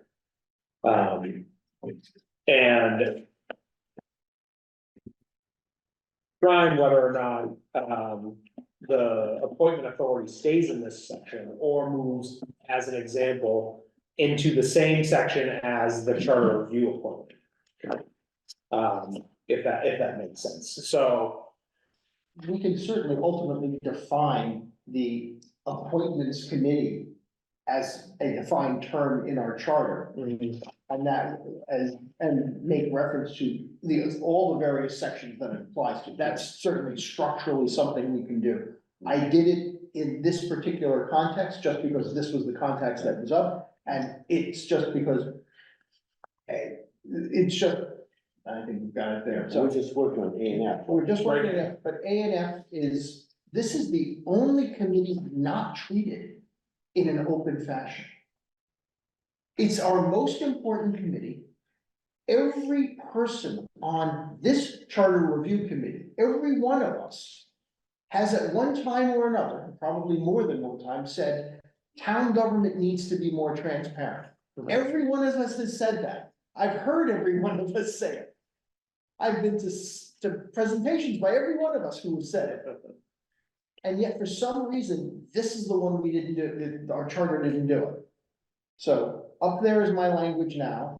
If the chair wants to go for it and read it, Yeah, so, okay, Gotta make it bigger. and I do want to say, I put this, I also slightly reordered it so that it makes sense to have both who's on the committee, how they're appointed, and then they're organized. So it's an A, B, and C. Michelle, if you wouldn't mind just expanding the box by clicking the expand on the top right. Yeah, this is a PC. Yep. And then you can even zoom in just slightly more. Yeah, sorry. That is too much. No worries. That's good. My reading is still good. Excellent. I can't see sure. A little more zoom out, please, Michelle. Perfect. Thank you. Time-wise, this is a little bit like an A and F meeting. All right, so Mr. Good night, Harry. Bolton's proposal here. States an advisory and finance committee of 15 members shall be appointed for 3-year overlapping terms. Persons not registered to vote in the town of Plymouth and elected town, county, or state officials shall not be eligible for appointment to or service on the advisory and finance committee. I'm gonna take this step by step. Is there anyone who, so Alan, you suggested changing this to be 18. I just wanted to bring it up. This is the time to do it. I have no objection to going 18. Is there any argument against going 18? Capacity. I mean, that was what Harry was talking about and what, others have mentioned. In talking to Steve Neerman, the chairman. He had even recommended bringing it down to 13. Reducing it. Okay. Reducing it. And it's just the bulk of it, you know. So that was his recommendation. Did he tell you why? I think it was just, if you have 13 members that are put on this way, like, that's a lot of horsepower, right? But, I think just legitimately, the larger a committee is. No, I understand that. I'm just curious. I'm not disagreeing with you.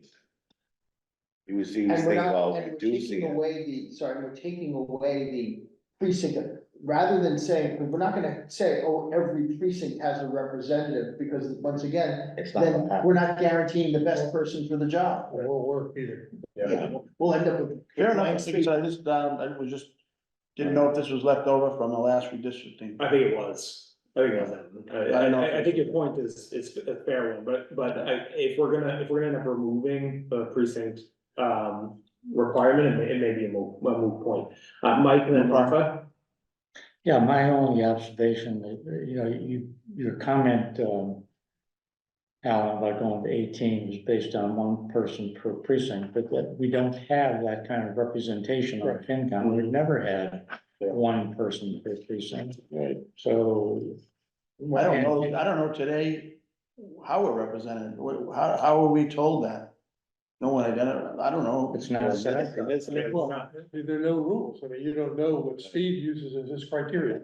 That's, I mean, with the big objection to this. And I'm not high on protocol is each precinct. transparency. Or process, Joe. Yeah, Alan, you asked me. Mike has the floor. I'm sorry. The fact that it says there shall be no more than 3 members from each precinct was, I don't remember if I was on the charter review committee or town meeting. I remember hearing about that issue and discussing it. And it was a shot basically at precinct 15, Pine Hills. Because we had 5 people from Pine Hills on the FinCom at one time. And there were a lot of people who didn't like that. So that's why it says 3. So, you know, it's, I think it should be We can move it back to open. 5. What's that? We were in control. It doesn't work that Not, way. It actually doesn't work It that way. doesn't work that And I way. think the other point is obviously the appointments committee can always factor in Yeah. whether it is. Let me, do you have a follow-up, Mike? no. Let me go to Martha and then I'll come to you, Jim. Martha, go ahead. Greetings.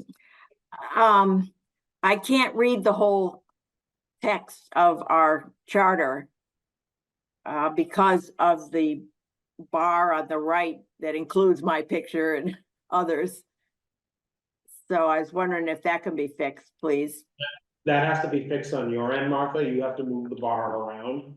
Oh, all right. Yeah. I'll have my husband come in. Okay, can I sorry. just cancel that bar? Nothing that we can do on our end. Well, I'll work on it. Tucson. And the other thing is, I just am thinking about the fact that we want to be careful that we don't make too many changes. I agree with changes in general that people have been talking about. But I want to always keep in mind the end of the game, that we want town meeting members to support this, our proposal. And for example, I happen to agree with someone who was speaking recently about the reason why no more than 3 members was in or is in our charter right now. And I would speak to keeping that in there. Thanks, Martha. Joe, then Tim. I just, a couple of general comments. I mean, first of all, I think I would concur with Martha about, you know, this is the most important committee in town, and we tinker with it at our peril. That's, you know, be careful, because they are really important. It's a big job, and there's this tension between transparency and efficiency. I mean, you know, one person making all the rules and making all the appointments is, you know, Plato's ideal situation. That's, you know, it's a philosophically easy thing to do.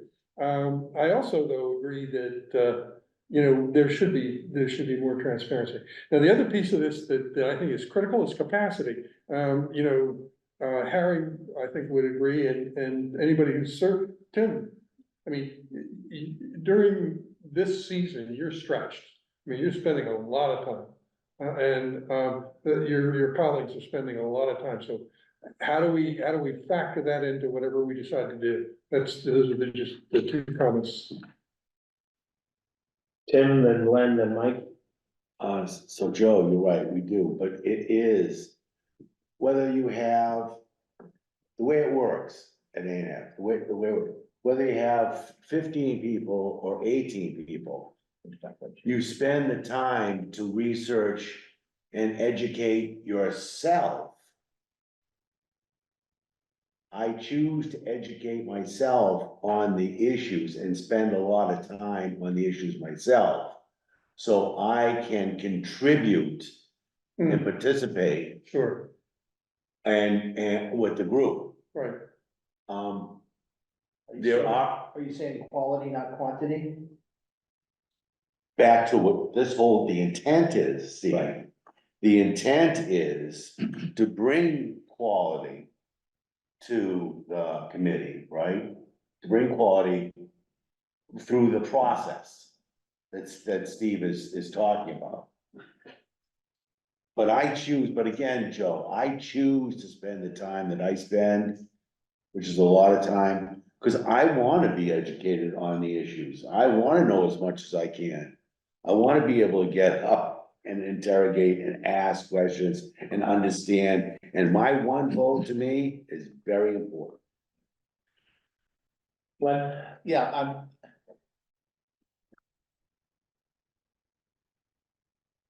A question, and I'm not trying to, that we should try to come up, but is there some effort at some point in time to think about how we do things.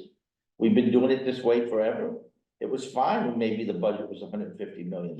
It's $300 million. Tim will tell you that. I've worked for very large corporations. Tim has owned a pretty good sized company himself. You have to evolve. You can't keep doing it. I mean, the 18 is not gonna magically make it any better. Just like that Lee Harmon has asked that we change the way we do caucuses, because he talked about when he was here, he almost ended up in the hospital. I mean, that's part of the evolution of this town government, whether it's the way it is today or not. I agree with Martha, we have to be careful we don't do too much. But I just think that, I think it's important that there becomes some transparency and we come up with a better process to identify people. And people go out and try to identify people that might be beneficial to this committee, you know.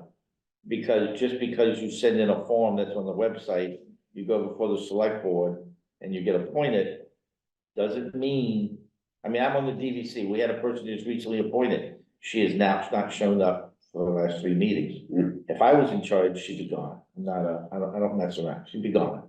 I'm sorry, she's asked to be on it, she got up and gave the spiel, and she hasn't found the time to do it. A and F is more important, they've got to read that book, they've got to go do the research, they've got to understand. You don't have to be a CPA accountant to understand how to read those financial statements. There's plenty of people that will help you figure that out, either on the committee or in the town. You know, there's just a lot more work we have to do besides just say, oh, we need a warm body. I have Mike, then Steve, then Tim, then Joe, but listen here, folks, I wanna bring this back to where we're at. I won't So- go over here, I'm gonna work on this. Oh, hold on, so if this is philosophical I'm sorry. on the advisory and finance, I want us to refocus on the tax, so Mike, your comments. I'm gonna focus on the second sentence. We're not there yet. The second No, the sentence. second, I didn't say the second Oh, paragraph, yeah, second, okay, there's only sentence. 2 sentences. Go ahead. Okay. So, in the current language, which I can't find anymore, it said something about town meeting or, town employees could not be members of FinCom. So I want to talk to the conflict of interest issue, which I potentially is there. Maybe you feel differently about it, but when this first issue first came up about how, you know, my knee-jerk reaction in my head was, oh, no, we can't do that. And then the more you talk and I thought about it, and I said, well, maybe we could let town employees be on the FinCom with exceptions. And if you go to the current conflict of interest section, now this relates to town meeting members, not FinCom members. It says town meeting members prohibited from voting on the budget line item for his or her department or agency. So if you're a FinCom member, let's say you're a police officer or some DPW guy, and you get appointed to the FinCom.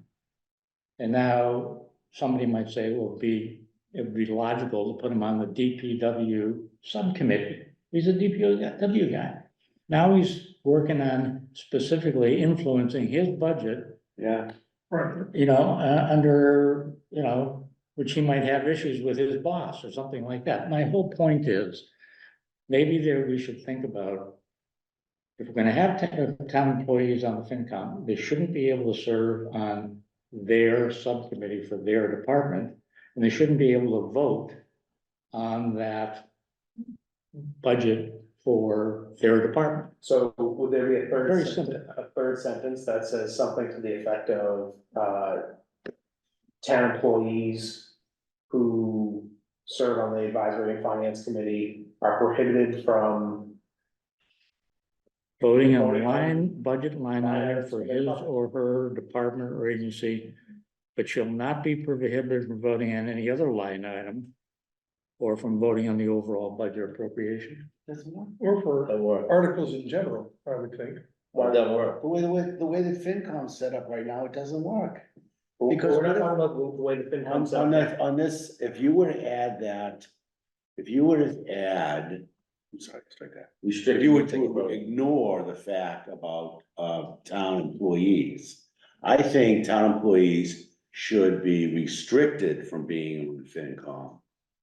And put into this document that it restricts town employees from being on FinCom. And the reason being is that sometimes those votes on whether or not, a particular issue is gonna be passed or not passed, Right. you need all 15 members to vote.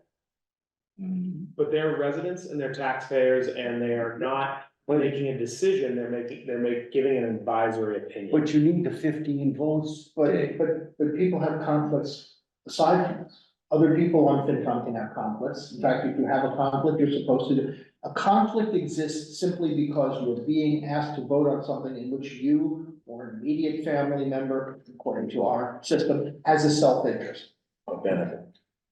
And that's it, and that can be, so, all right, I'm not a DPW worker, my spouse is a DPW worker. Now I have to, so do you know who, my brother, my sister, do you know the familial relationships of everybody on the thing?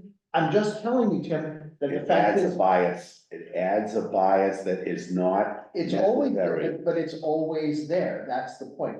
I A understand, bias.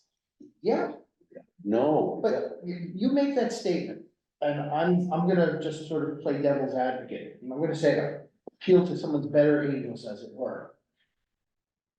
People get on these committees, they understand, and that's part of the vetting process, they have to understand, they've gotta put aside some of those biases.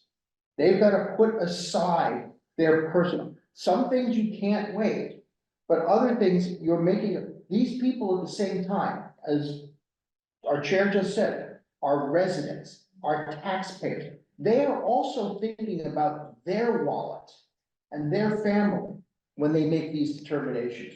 And to say that as somebody who happens to work for the town, that my view and my experience and my skills, which might be of a huge benefit to this town in assessing our budget, assessing our school budget, or evaluating projects.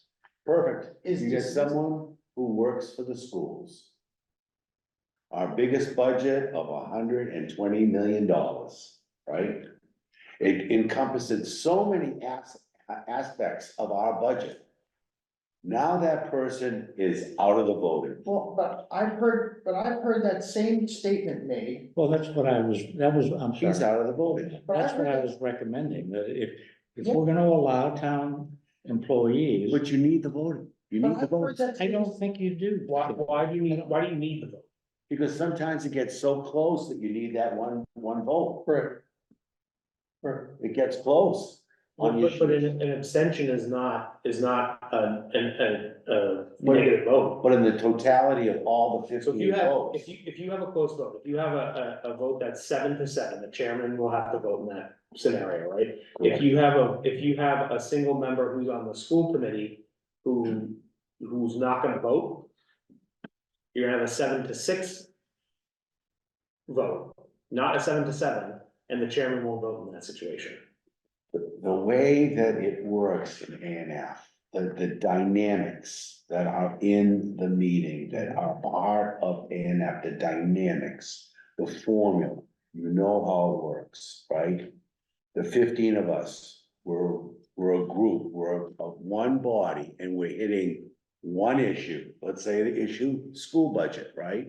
You mean to tell me if there is a person who works for the schools hitting that budget, how big it is, right? Has to abstain themselves? Let me hit you with a different scenario. Yes, sir. Right now, there is an employee for 80 Makepeace who lives and works in the town. They could be a member of FinCom. And we have nothing in here that says that they can't vote on their article. That person has an implicit bias, yes? What makes them different from a town employee? Go through that You again. could have any number of 80 Makepeace employees. If they live in the town of Plymouth right now, they could vote on the current article that's going before town meeting for $4 million to subsidize a project at Redbrook. There's nothing in the charter that would prevent them at this point from voting on that. Statutorily, there is, but you lose that person's vote. Understood. But a town employee is multifaceted, has so many different connections of bias on it. A town employee who, because they're an employee, they have a bias towards fire, they have a bias towards police, they Right, have a that's what we're bias saying. towards DPW, they have a bias. What Mike has brought up is that we would prevent them from voting on anything in which they would have bias.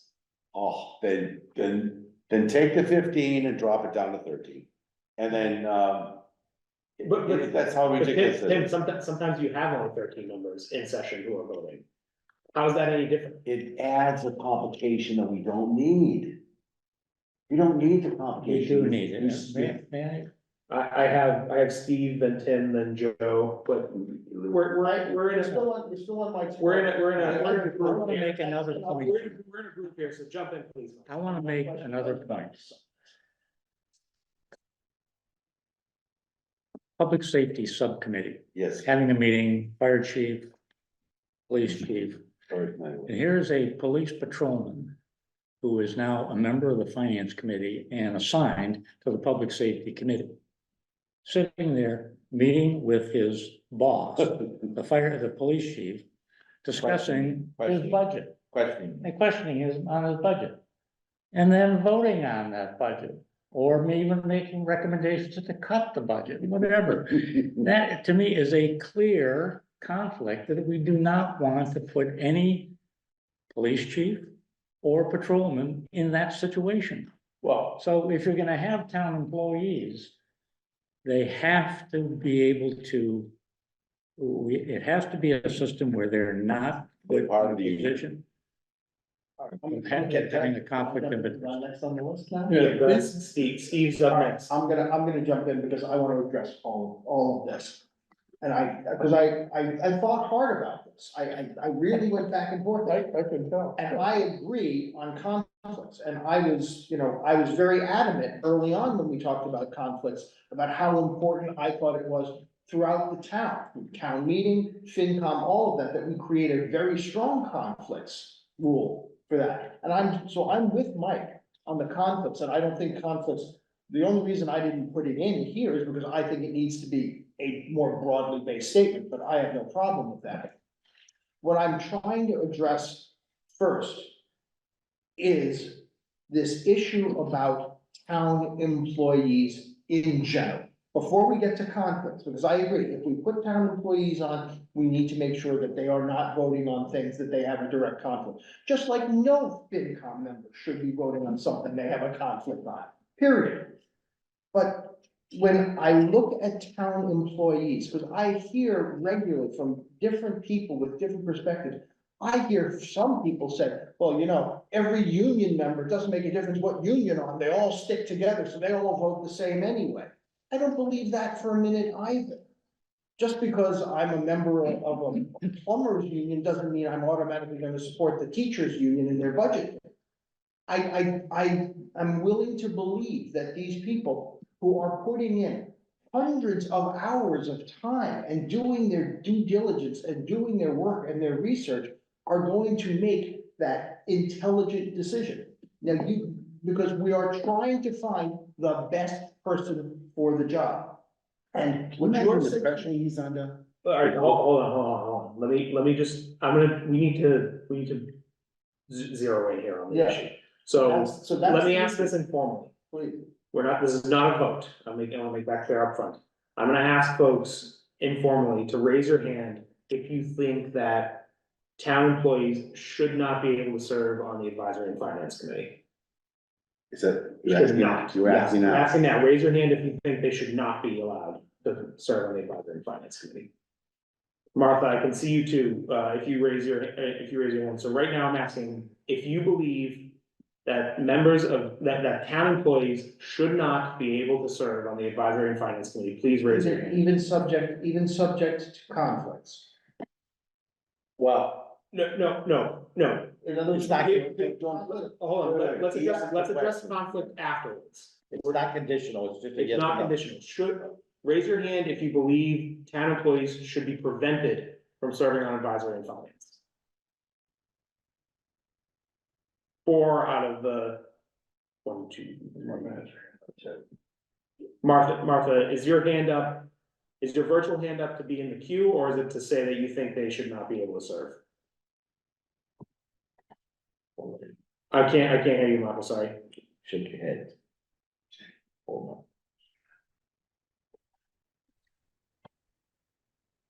I do not want my hand up now. Okay. Is it up? I don't have my picture anymore. Is my hand up now or not? So Martha, yes or no, should town employees be allowed to serve on advisory and finance? Yes, as long as we have a conflict of interest section. That's what I'm doing. Okay, So it so, has to be across the board for everyone. so we're gonna continue by allowing employees to serve in this draft. If it means that much to you that they shouldn't, you should vote no on this proposal, is crazy. So the overall board the overall committee has decided that and some members have indicated with the condition that there's a conflict sentence added, they want employees to be able to serve. So I'm gonna ask Michelle. Michelle, can you add a third sentence to this? And I'm gonna have Mike craft this sentence because he's got the language from town meeting in front of him. So, no, back up to A. So point of order. Hold on, back up to A. At the end of that paragraph in 2-12-1A. Nope, it's not gonna be B, it's gonna be at the end of the sentence. So That's okay, you fix the format. town employees, and then I'm gonna throw it over to you, Mike.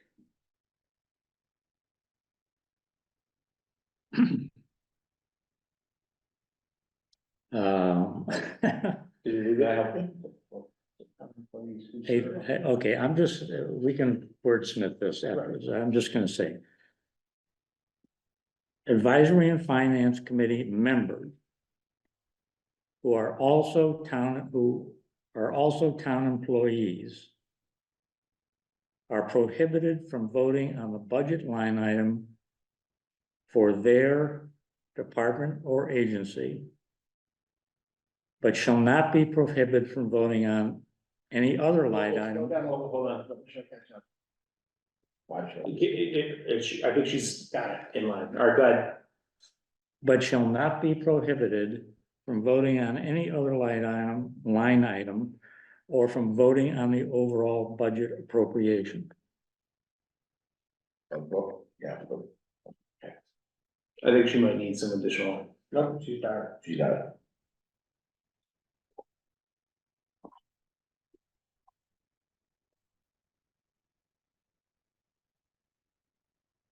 From, Okay. she wants to, Voting on the overall. so go from, but On shall. the overall budget appropriation. Yes. Okay. All right, Joe, you had something? I did. Part of, this discussion probably needs to be, the concept of trust in government in general. And, trust in this committee in particular because of its importance to the town. And the perception of bias is not helpful in that regard. The So perception? the perception of bias. The public's out there looking at the policeman voting for this budget and, making some sort of a benefit for himself or herself, from that vote. That is, the public's out there too, so. Trust is key. So for those of you who are concerned about town employees serving without having a provision that speaks to that trust, does this accomplish what you would want? Mike? I need to clarify something about what Joe just said. Are you suggesting that that sentence will provide more faith in the system, or are you Well- suggesting that we should just trust town employees that they won't vote in that. No, he's actually suggesting the exact opposite, that we Yeah, should never that's right. trust them. We can never trust town employees, no matter what restrictions we put on them, because Well, there's. that's what you inherent- said, but is that what he said? That's what he's saying, it's an inherent. Oh, flaw. okay. all Well, right. well, no, I mean, I can speak for myself. So, you know, Dave's point,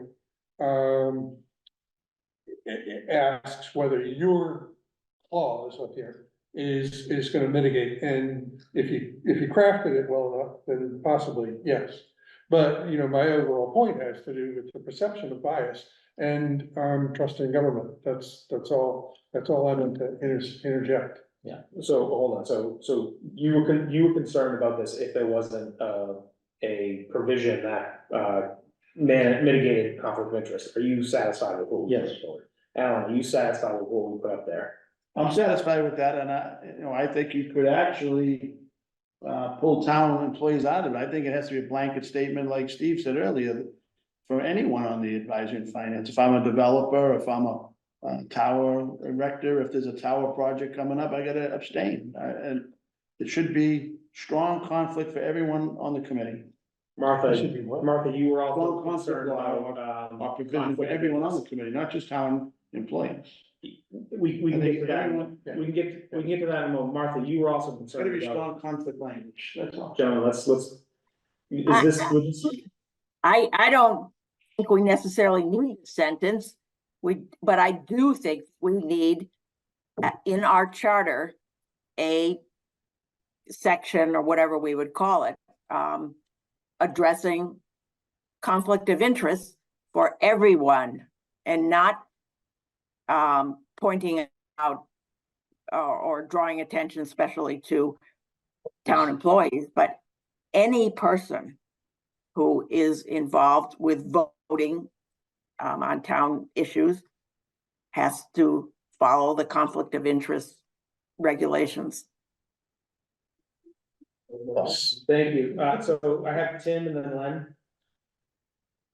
So Steve had mentioned something like, he doesn't think something about if a town employee, something about a reference to if he's a police officer looking at a town, budget having to do with, police budget, right? Well, let me tell you something, let me put this together. A town employee belongs to a union. And that union goes across the board. And whether or not, I mean, I'm still questioning, Mr. Chairman, the fact that we don't have the exception of town employees in there. Taking town employees out of the formula. I think we're trying to make this slide, be more agreeable to town meeting. And by putting a conflict in here right off the bat, that town employees are okay to be on A and F. Think about it. It is a very hot subject. Let me ask a question. I'm gonna ask, I guess, the opposite of what I asked prior. Okay. Is there anyone in the room who thinks that we absolutely have to and should give town employees the ability to serve on the advisory and finance committee? I think Steve and I have made ourselves clear that we think they should. Is there anyone else in the room who thinks we have to give them the ability to serve on the advisory and finance committee? Can I ask for clarification? Sure. So you're saying that it's an either or thing, basically. That without them being able to be on the town, on the A&F. This paragraph doesn't work. So no, so what I'm saying is, in the list of people who are prohibited, should we put employees back in as it exists in our current charter already? Which is what Tim's argument has been. So Tim's very passionate that They shouldn't employees be. should be prohibited, so. Does anyone in the room think that we absolutely should allow employees to serve on FinCom? Like, I'm gonna take the stand that yes, I think they should be allowed, going back to the point earlier by a few people that they're taxpayers, they're residents. And they have every right in the world to participate in the government.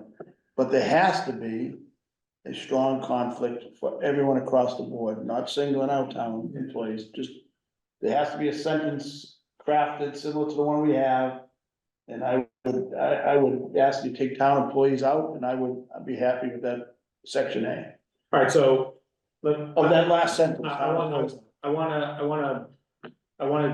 a firm commitment, no comments. I just asking you to raise your hands at this point, folks. If you believe that we absolutely should allow town employees to be members of the FinCom, please raise your hand. Okay. So, Mr. Bolton, this is your proposal. I made the proposal because I thought it was the fairest thing to do for the town.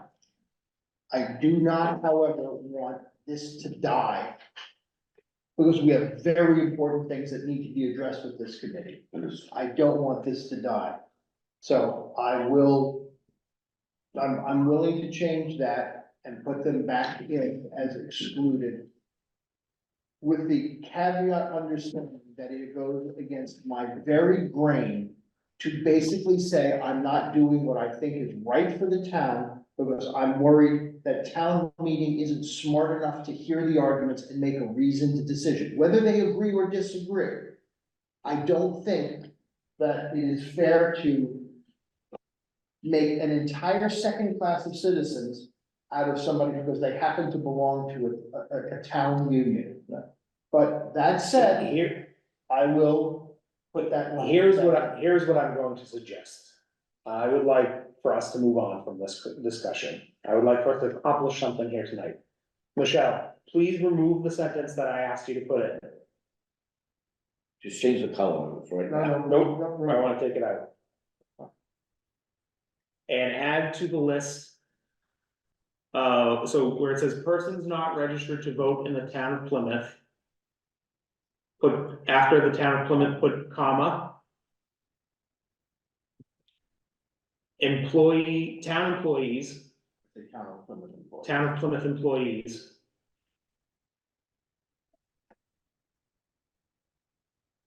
Comma. And then leave the rest of it as is. Thank you. Let's move on from this. We will go, so aside from this, and we're gonna move on from the employees component of this discussion at this point, so. Is there anything else that we need to do to this sentence? This section, 2-12-1A. Mike, You know, we've been here for 2 hours talking about this. yes, And I think this is a good discussion, I agree. you know? There are differences of opinion, and that's the way it's supposed to be. But at the end of the day, I mean, it seems to me, David, you just made a unilateral decision to take that sentence out after we had some sort of consensus to put it in. And from where I come from, that should be a committee decision, not a chair decision. It was a committee decision. We've had a 38-minute discussion on it, and the person who's making this proposal agreed to take it out. Okay. Is there anything else that we need to amend in this section?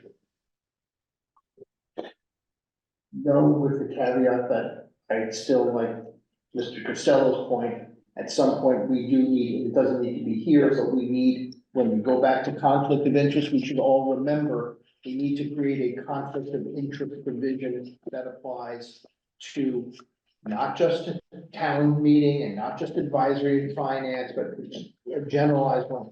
With, as Ms. Votrin understand, with the understanding, of course, that all those who are already members of multi-member boards and committees are subject to the state ethics laws already. So the only reason that town meeting is not subject to that is because they're exempted from it. And the only reason that A and F is not there is because it's an odd circumstance, but I think now they should be technically, now that they're going to be appointed by a multi-member board, and that way, I think they now also should be subject to the state ethics law. Can I ask you a question about that?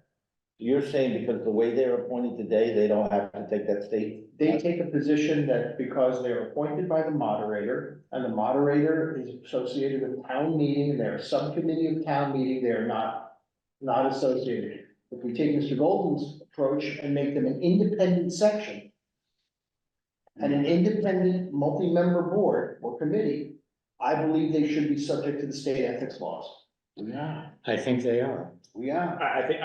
I think they are too, but listen, let's move on from this discussion.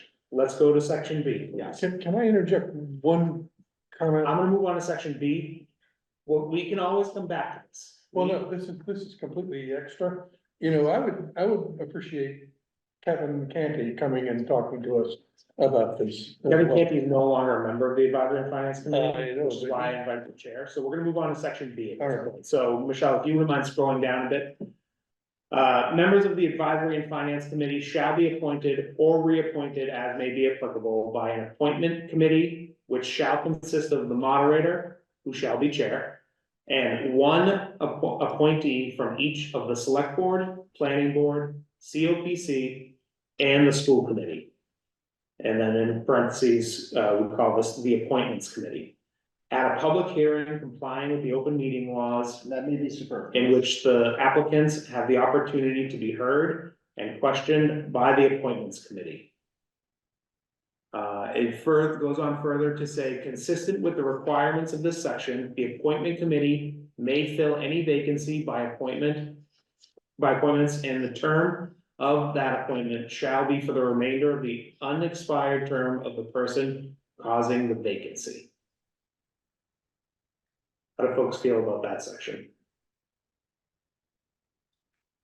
And if I reference the like it. open meeting law is superfluous, then we can certainly take that. I think it does, but the other thing I want to point out is, I'm trying to move the conversation forward here tonight, and I don't want to be disrespectful to members, but this doesn't preclude us from coming back to this at any point in time. So as part of the schedule that we established early on, we said that we would spend some time towards the end of this process in the spring, reviewing the changes that we made. So if we come back to this in April or May and decide we really want to go back to this employees conversation, we can do it.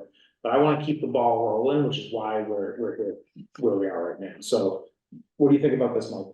No, I like the idea of the appointments committee, that whole concept. Because it provides transparency. But I'm not sure where, some of the other things that Steve mentioned about process of qualifications. Skill sets of the people, like background checks, all of that kind of stuff. Is that something that should be? Background check should not be in the charter. Background checks is a town policy that we have to establish under various legal guidelines. There's all sorts of things about doing background checks. There's tons of liability associated with doing a background check and using a background check and how the scope of the background check is, including whether you get their financial information or not. There's different levels. Right, background check is just one in a list of. But again, but those are not charter level things, those are process and procedure level things, and I think we really well established that charter needs to be stuff that's embedded and it's. Don't tell them how to do their job, just Yep. tell them, here's the job you need to do. Question? No, I want to focus on this section. Go ahead, Len. Yeah, I mean, basically, this is creating that committee that lets people do some work as opposed to it just being, you fill out that form that's on the website, you show up at the select board meeting, they ask you a couple of questions, and boom, you're on the committee. I mean, I think it's important that that committee would then have develop a process of how they would, now we're talking about just A and F. The questionnaire may be more in depth to be on the A and F than it would to be on the cable advisory committee. The cable advisory committee could just be a warm body, but this needs to be a thinking warm body. Sorry, I don't mean to be. Tim and Martha. I'm getting shells. Len, I'm gonna keep this focused right on A and F, Right. all right? And because of that, my only two questions. My only question is that it says consist of the moderator, comma, who shall be chair, comma.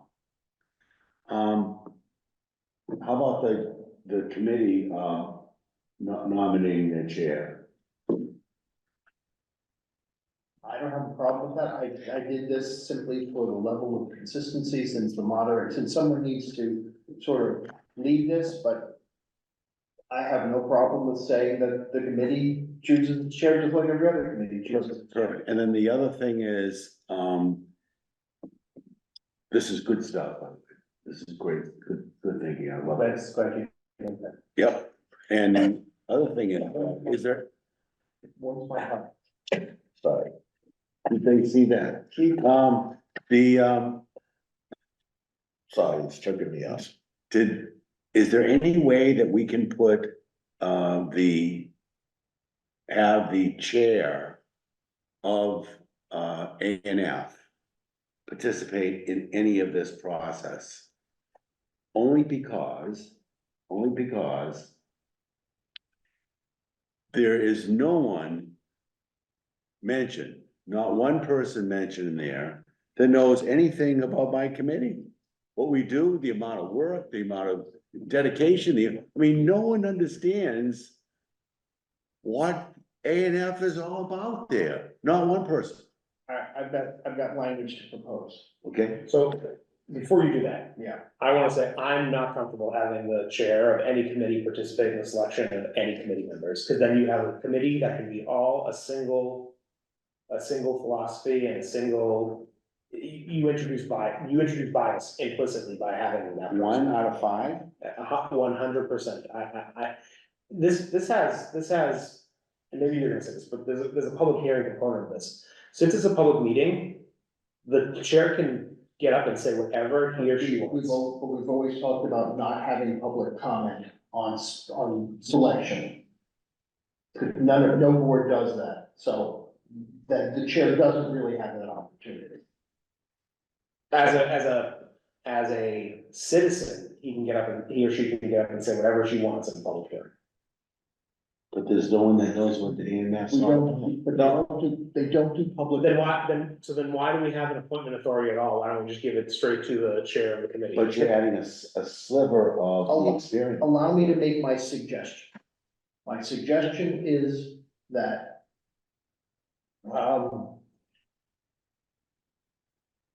after we define appointment, it says quote, appointments committee, close quote, close paren.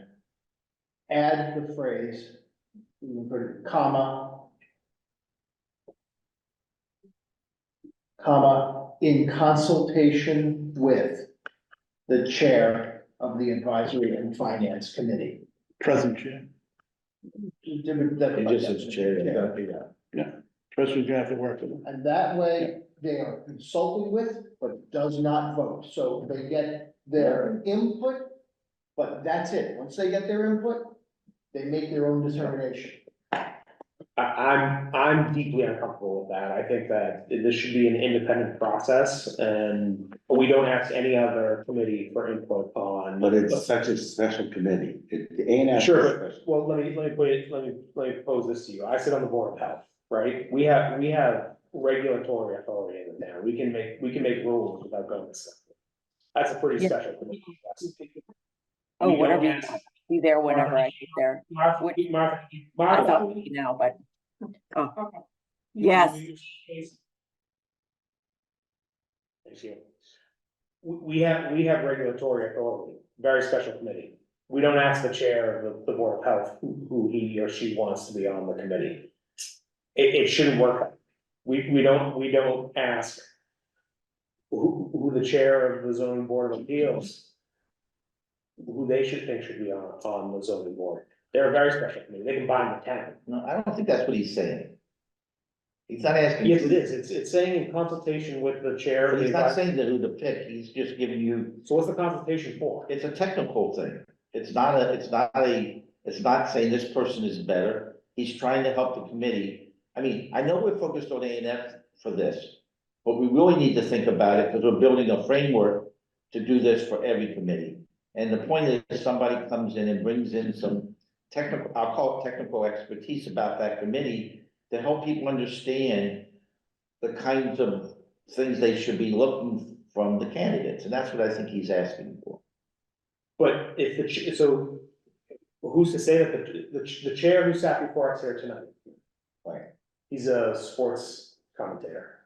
What's his technical expertise in advisory and finance? Well, He he got picked as he owns a chairperson. business.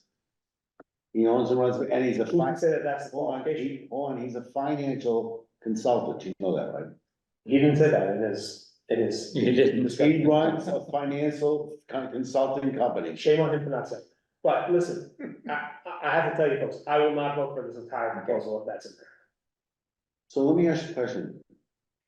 There's not one person mentioned there that knows what I do, what my responsibility. I take exemption to that. Every single person on that list has had to go through the advisory and finance. They know what type of work I In do? order to put forward an audit.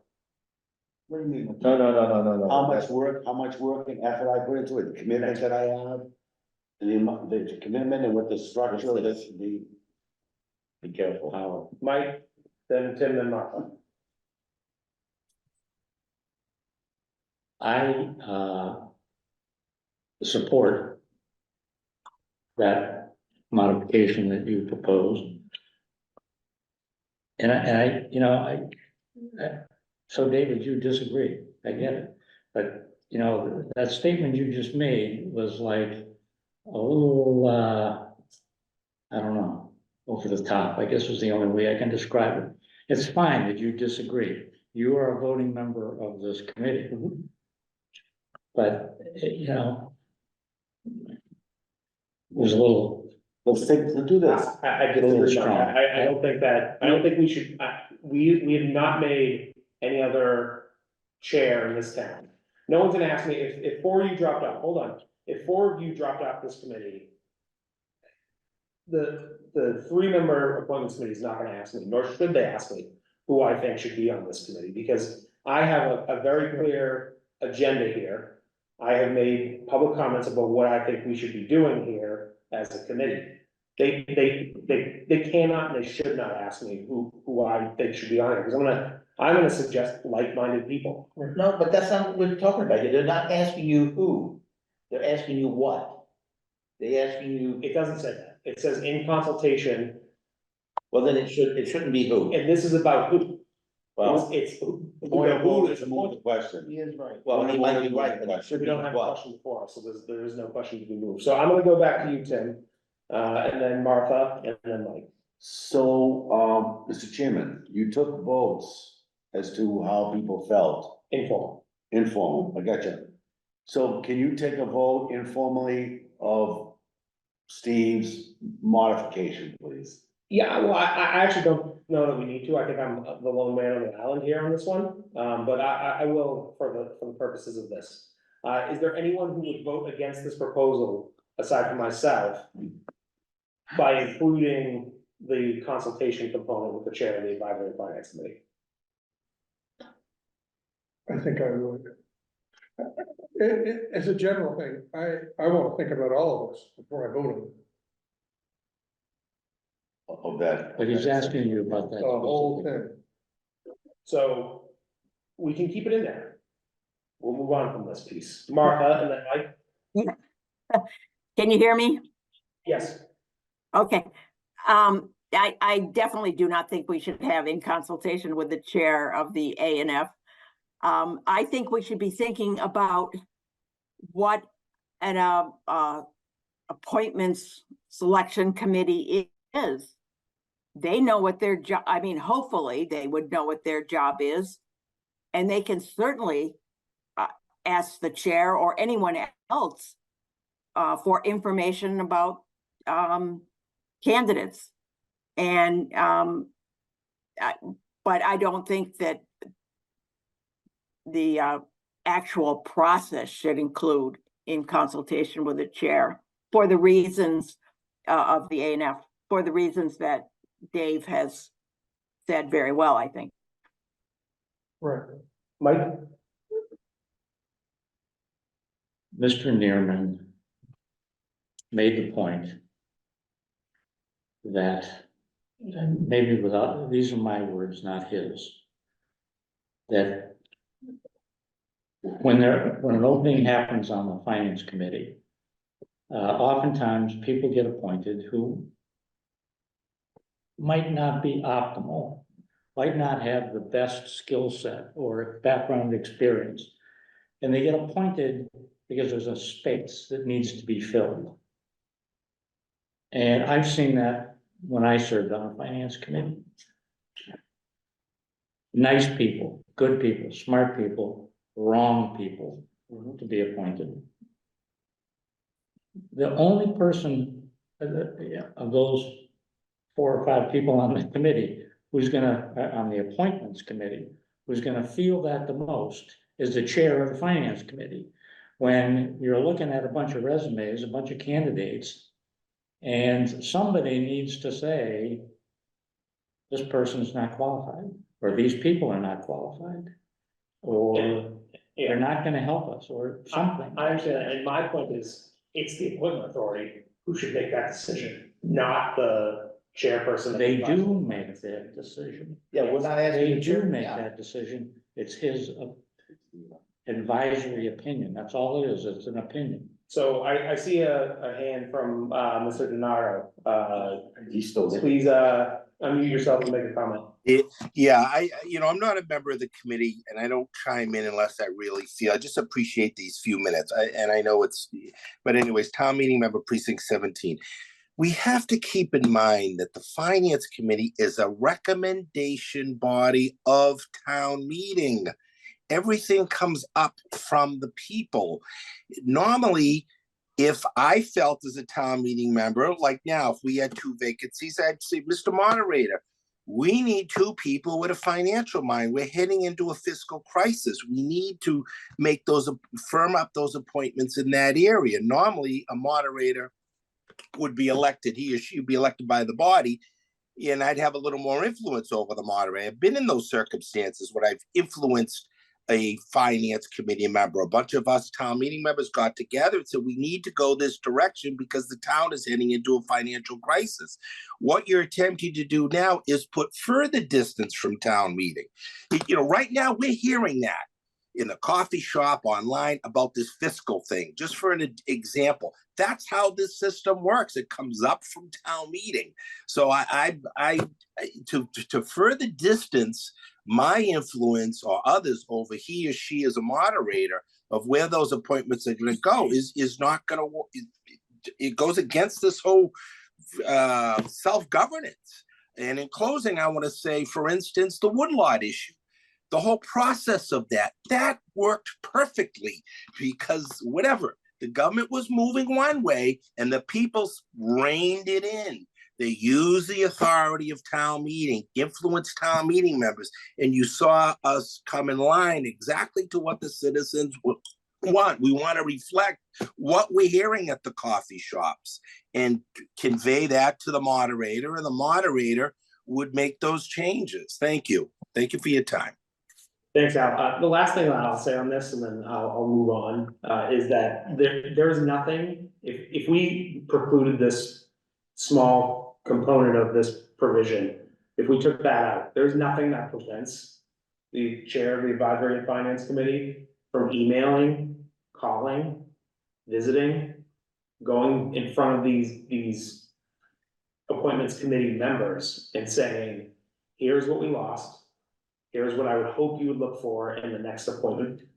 And here are some folks that I recommend for this. So we're by putting it in the charter, we make it so that they have to consult with the chair of the advisory and finance committee.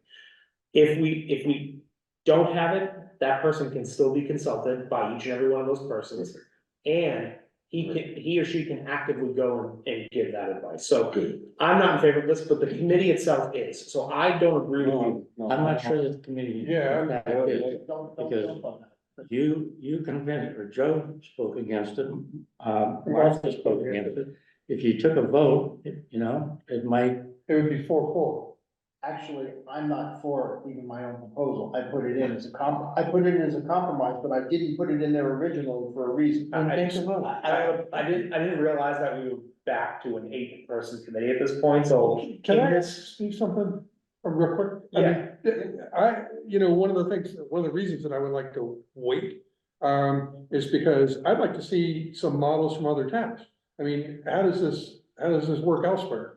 And Nobody else does what we do, so the model doesn't make sense to use somebody else's model. We're creating something that's unique. I just wanted to inform myself. No other, there is no such thing as an advisory and finance committee anywhere else. They're finance. Well, they're FinCom, but, and. And they're very finance oriented and they pick people who have finance backgrounds and do that. And we're not doing that. Can is there a different word we could use that kind of conveys the same concept but doesn't say consultation? Is conjunction a word we could use? I mean, what I'm trying, I think the confusion here I'm hearing is that this guy is gonna influence the committee. As I said earlier, it's a technical relationship, not, that he's providing some technical expertise about the A&F to this committee because to understand. I'll be honest, the best way to do this, and David was pointing this out, David, children would do that, like, so, Your Honor. what he's pointed out is that the really appropriate way to do this is when there's an opening on A&F, is to send something to the appointments committee and say, we have an opening, we have lost somebody with this experience. We have an opening and we have lost somebody with this, or we are lacking this experience at this time. Please consider this in your deliberations. Enshrining it makes it that we have to, and leaving it out makes it such that we can still do that without having to require it. And I don't wanna provide an outsized amount of power to any single chair of any committee in the state. Tim, Mike? I move that we vote on this section right here. We put to question that we vote on this section as is right now, in this section here. Step by step, inch by inch. What do you say? Well, so what we've been doing tonight has been trying to build consensus around the entire proposal. We can certainly vote line by line. But I wanna go to Mike and then we'll come back to how we wanna do this. Okay. Mike. I'm flipping my vote. Take it out. I'll take it out. What do you? I don't wanna force anyone's hand. You're not, I make my own decisions. Well, first of all, my proposal, What's that? I'm gonna ask you to be- Okay, all right, Michelle, as the proposer, Mr. Bolton has asked that we remove that from this section. Again, I wanna point out that this doesn't preclude us from coming back to this at a later date and time. I think if we build consensus around existing language, we can get stuff done and then come back and revisit it and have a more difficult conversation at a later date. All right, so let's go to C, and then we can vote on 2-12-1, which we have been spending the entirety of the night on. So C reads, the Advisory and Finance Committee shall choose from its members a chairperson and fill the other offices as it may create. That's All in literally- favor? That was language that was already in there, I just felt that I moved things around so that it was just independent because it had to do with organization rather than Okay, selection. so the motion that would be here would be that I would need someone to move that, and going back to my charter, while I do this, we would need a motion that, this proposal, as we see on the screen, comprised of 2-12-1A through C. Replace the existing 2-12-1. Is there anyone who makes such a motion? Speak up. I'll make a motion. All right, so Len makes the motion, Mr. Second. Thank you. Mike seconds. Is there further discussion on the matter? I have Mr. one. Levin. You mentioned when you were starting to read it that, or their designee, do we wanna put that in there? When you said it made up of a chairperson and these people from these elected committees, you had mentioned, do we wanna put, I mean, it doesn't have to be Steve. No, you're right, I did indicate that I have specifically included the moderator but it could be an appointment by the moderator. So the I'm not trying to complicate it. no, it's not, but you're actually giving the moderator more flexibility to decide whether or not. Yeah, but- The only thing, if we backtrack on that, we also have to revisit the moderator chairing, because the moderator appointment should absolutely not chair this committee. So I think we're reopening discussion. We already did that. Well, from what pool can he pick somebody? Right. He doesn't even have a department, it's just him. So who's he gonna pick if he doesn't pick himself? The He could vice, go back and pick the vice- chair, yeah. vice moderator, what is Yeah, it? you can pick the chair of the advisory finance committee. I think we vote as is. No, we didn't make the change. I'm with you, do it as is. We didn't make the change. As motion. So do we keep the moderator, do we make the moderator automatically the chair, or do we let the committee decide who the chair is going to be? I'm not trying to complicate it, but it. I think it's appropriate to leave the moderator. Leave the moderator chair. I agree. He's not, the present guy is not for this anyway, so. Keep him from It's gonna get Terry pushed back. You're taking away half his job, well, 1/3 of his job. But he just has to share it. No, you're taking it away, it is. I'd like, we have a motion, we have a second, I'd like this to proceed as. Okay, that's fine. Great. Take a vote. Further Let's take a discussion vote. on that? Okay, hearing or seeing none, I will, we'll just skip, hearing and seeing none, I will call the roll again, Members Bulletin and Hanlon are, full voting members. Mr. Bulletin, your vote. Absolutely, yes. Mr. Hanlon. We're voting on the whole, Yes, A, B, and C of 12.2.12. Yeah, Ms. Cavaco is not present. Mr. Costello. Yes. Mr. Hutchinson. No. No? No. Thank you. Mr. Waller. Yes. Mr. Levin. Yes. Mr. Pizer is not present. Ms. Votran. Martha, you'll need to unmute yourself, please. Yes, Thank you. Mr. Zuccaroli is not present, and I vote yes as well. And a vote of 7 in favor and 1 against, the motion carries. It is 8:37 PM, folks. Do we have other, did you, do work on any other I did, section here? I did, it's the next step. I leave it to the pleasure of the committee if you want to continue working, or if someone would like motion that we Let me take, table the remainder. I also think that the next section is very brief in terms of. I think I literally just reordered a couple of things. I don't think I changed anything substantively, but. Can folks handle a little more discussion? Yeah, if you said, could you just reorder it? All right, let's start with 2-12-2, and if conversation goes deep, we will need to revisit. So 2-12-2, presently reads, the Advisory and Finance Committee shall conduct 1 or more hearings on the proposed operating and capital budget, and shall issue its recommendations in a detailed written report that shall be electronically posted to the town's website and mailed by US mail to town meeting members. In both cases, no later than 14 days prior to the scheduled date of town meeting. In preparing its report, the committee may require any town department, board, or office to furnish it with appropriate financial reports and budgetary information. And I'll remind folks that I'm reading from the present chart, not from Steve's, recommendation. If the Advisory and Finance Committee has failed to consider a warrant article, the town may consider, yes, if the Advisory and Finance Committee has failed to consider a warrant article, the town meeting may consider the article, provided that 2/3 of the town meeting members in attendance and vote vote to do so. That's not there, but that's okay. If the article proponent has not appeared at any of the Advisory and Finance Committee, any meeting of the Advisory and Finance Committee to explain their article and answer reasonable questions with respect thereto, or with the permission of the chair of the committee, instead submitted a written explanation to the town meeting. It's so bad.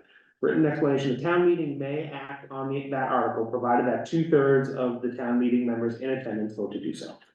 In the event that the Advisory and Finance Committee fails to timely issue its recommendations as required by 2-12-2A, the scheduled town meeting shall convene and then shall adjourn to a date that would allow the advisory and finance committee to electronically post copies of its detailed written report no later than 14 days prior thereto, provided, however, that 2/3 of the town meeting members in attendance may instead vote to waive the 14-day posting requirement and proceed with the scheduled town meeting.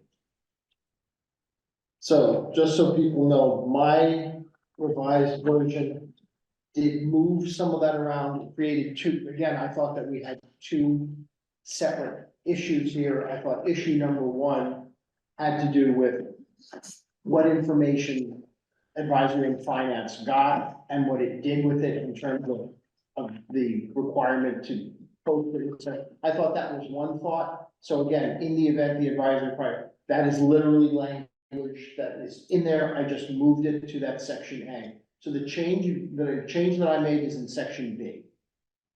So all of the language you're looking in section A exists now. I just combined it into one thought. And so you took that, I took. that what last was sentence, D, just what moved it was up to D. A. What I took was D, which because again, from this massive run-on sentence that Yes. Dave couldn't even read coherently because it's so mind-numbing and blinding. I just took D and combined it with A and made that one, made that. Yep, yeah. I then took B and C and combined those with a change, but I did make a substantive change in that, so I want to point out what that change is. If people are comfortable with A. So A would now read, the advisory and finance committee shall conduct one or more public hearings on the proposed operating and capital budget and shall issue its recommendations in detailed written report that shall be electronically posted to the town's website and mailed by US mail to town meeting members, in both cases no later than 14 days prior to the scheduled date of the town meeting. In preparing its report, the committee may require that any town department, board, or office to furnish it with appropriate financial reports and budgetary information. Does anyone have a problem with that component? No. Excellent. I think we changed that. There will be a vote in town meeting. In the event, what Steve has done is move D up and stated in the event that the advisory and finance committee fails to timely issue its recommendations as required, I would say by this section rather than By this section. the scheduled town meeting shall convene and then adjourn to a date that will allow the advisory and finance committee to electronically post copies of its detailed written reports no later than 14 days prior thereto. Provided, however, that 2/3 of the town meeting members in attendance may instead vote to waive the 14-day posting requirement and proceed with the scheduled town meeting. Just thought that it made sense because we were talking about the posting and it should be all in one place. Any objections? It just shortened this whole thing because it really wasn't. No. Yes, so, Yeah, so Michelle, I think the only thing that would change is 2-12-2A, we would say this section.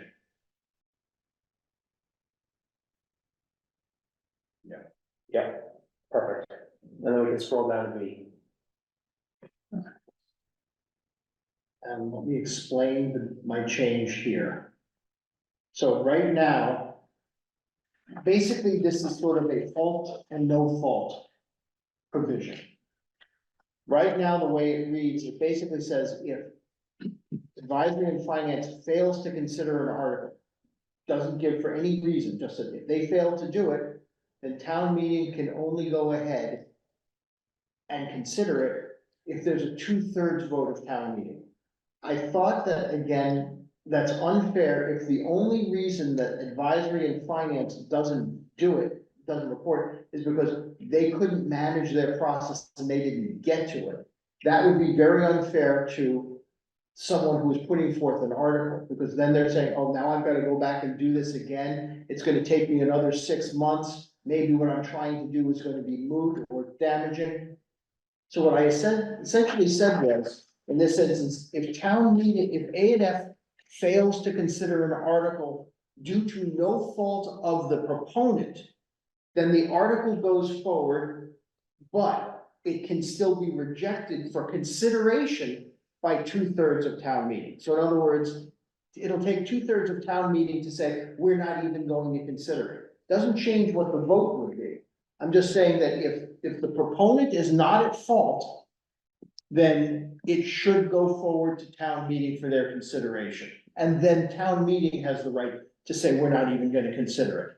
And then I continued the remainder of the provision of what we originally had, which said, but if the proponent doesn't show up to explain or submit their alternative, then it doesn't go forward unless 2/3 of the town meeting votes for it. So you're reversing the responsibility, so whereas before it's the responsibility of the proponent, now it's the responsibility of the FinCom. So if, as an example, correct me if I'm wrong, if there's a mega snowstorm that takes out all town meetings for the week, and the FinCom doesn't reschedule an article proponent, and they just move on in the warrant, you're saying that article can still go forward unless town meeting says, we don't have the right amount of information. Correct. Okay. And it will take 2/3 of the vote. Yes, and it takes 2/3 of the vote to reject it. Doesn't mean that town meeting has to change its vote. They can just turn, and 2/3 of town meeting, if it's a majority vote that's required, the majority can still say, I don't have the information and I vote no. Yeah. But that would be then up to the proponent. I just didn't want to punish the proponent if the proponent didn't do something wrong. But I wanted to keep that section, so if the proponent doesn't provide the information, it doesn't show up to A and F, they schedule it here, and they say, no, I'm not coming, I don't care, just put it forward, then A and F, first of all, A and F has the right to simply say, we're not putting this forward because you didn't show up. So 2-12-2B would now read, if the Advisory and Finance Committee has failed to consider a warrant article not due to the fault of the proponent, the town meeting shall consider that article unless 2/3 of the town meeting members in attendance vote against doing so.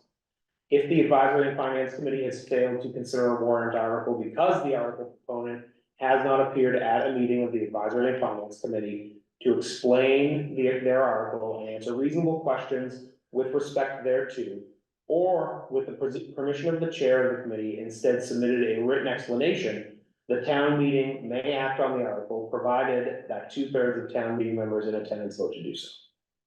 So you cover both. I do, I didn't flip it, one of them just simply didn't have any explanation as to why. Yeah, you created two. I created fault, yeah, I said if it's the proponent's fault, you don't get considered, if it's A and F's fault, you get considered unless, and either. In you either get- time. in Either Town town meeting. meeting always has the final say. Yeah. I thought that was the fair. play. Alan? And I apologize, I'm just a little confused. Is there a loophole now, or even with this, that someone can circumvent, A and F? No, just the opposite. There's a loophole here right now that A and F can prevent an article from being heard at all. Simply by saying, if you have a bunch of people who say, I don't like this article, but I'm worried town meeting may approve it. Well, you know what? We'll just not hear it. And then it doesn't go forward to town meeting, and it takes 2/3 of town meeting to then decide to hear it. I didn't like that. And again, I've never imagined that anybody would do it, but it was just that Machiavellian brain of mine that is picturing the worst case scenario that said, what if this happened? So I tried to create a situation which said, you can't circumvent the resident's right to have their article heard by simply blocking the resident. But at the same time, the resident can't just automatically be heard by not putting in the effort. I just thought that was the. So what's to prevent a resident from coming in Saturday morning and having 2/3 of town meeting say, okay, let's hear his article right now and vote on it? Nothing, but that's 2/3. It's a 2/3, it's a super. It's a high bar. It's a very high Yeah. bar, and especially what if your article only requires 50% passage? You'd be crazy not to do that. No, What you're saying, if I may, what you're saying is he intentionally didn't go to A and F. He walks in town meeting, thinking he's gonna game the system. But the bar is so high, and hopefully, again, talking about perception, these people are smart enough to realize that this person is being disingenuous and he's trying to game us, and hopefully. no, that's what I was wondering. Like I said, I just sort of confused. I didn't know if we were creating a loophole where someone may do that backdoor. No, that's already. Already there. Okay. That part, all I changed was that if A and F didn't consider it and it wasn't the fault of the proponent. Yeah. I wanted to give the proponent the No, I think benefit that's, of the I doubt. think that's. So in your example, Alan, if the article proponent was scheduled by FinCom and didn't show up, that they're now at fault. So town meeting would have to affirmatively vote, yes, we're gonna do this, Well, I'm just, and it has that. well, even if A and F, didn't support someone's article, at their meeting. Yep. What's to prevent someone from coming in on Saturday morning and getting 2/3? Even though FinCom didn't push the article forward. If they don't push the article forward, then they didn't push the article forward, and they would report that we did not push the article forward because the proponent didn't appear. You're right, they could get 2/3 coming forward at that point. And circumventing. And that's in our existing charter, Well, that's not. No, I understand, and I think there was 2-3 years ago, I think we had one close call that one might happen, but I think it got resolved at the 7:30 meeting. But I would, as a general rule, I would say that town meeting is more than smart enough to notice that someone is trying to avoid A and F and walking in the door. No, I 100% agree. And is not gonna abide by that. They're not gonna, even if they agree with the article, I can see a lot of town meeting members going, I may agree with this, but I don't like this. You don't follow the rules, you're not getting forward. Yep, no problem, I'm happy with the language and the new language, yeah. Any other comments on section B? Mike? Motion to approve. Excellent. Mr. Hanlon has, made the motion that can I frame your motion if I may? Give it a shot. Can you make a motion to replace 2-12-2 with the language as presented in 2-12-2A and 2-12-2B? That's exactly what I meant to say. So moved. Excellent. Mr. Hammond makes the motion, Mr. Levin, you second? Excellent. Is there further discussion on this section? Hearing and seeing none, I will call the roll. Mr. Bulletin, Yes. Mr. Hammond, Yep. Cravaco is not present, Mr. Costello, Yes. Mr. Hutchinson. Yeah. Mr. Lawler, Yes. Mr. Levin, Yes. Mr. Pizer is not present, Ms. Votrain. Yes, Excellent. Mr. Zubaroli is not present, and I vote yes as well. In a vote of 8 in favor and none against, the motion carries. Where are folks at? I did not make any changes to the remainder of the section. I'm going home. All right, is there a motion to table, the remainder of the, section 12, the advisory and finance? So, Mr. Lawler makes a motion. Is there a second? Table it, can, Mr. Hanlon, makes the second. I'm ready to keep going. I know you are, you're just a running battery. If we have a quorum, we can keep going. So, is there any other discussion on the motion to table? Hearing and seeing none, I'll call the roll. Mr. Bulletin? No. Mr. Hanlon? Yes. Ms. Cavaco is not present. Mr. Costello? no, Mr. Hutchinson? What's the question? Tabling the remainder of our discussion. items. Yeah. Mr. Lawler? No. Mr. Levin? So no, yes means we stop, no means we don't? Yes means we stop, no means we don't. How much more do we have to do? Your vote, please. Yes. let's go to 9 o'clock. Mr. Piver is not present. Ms. Votrain?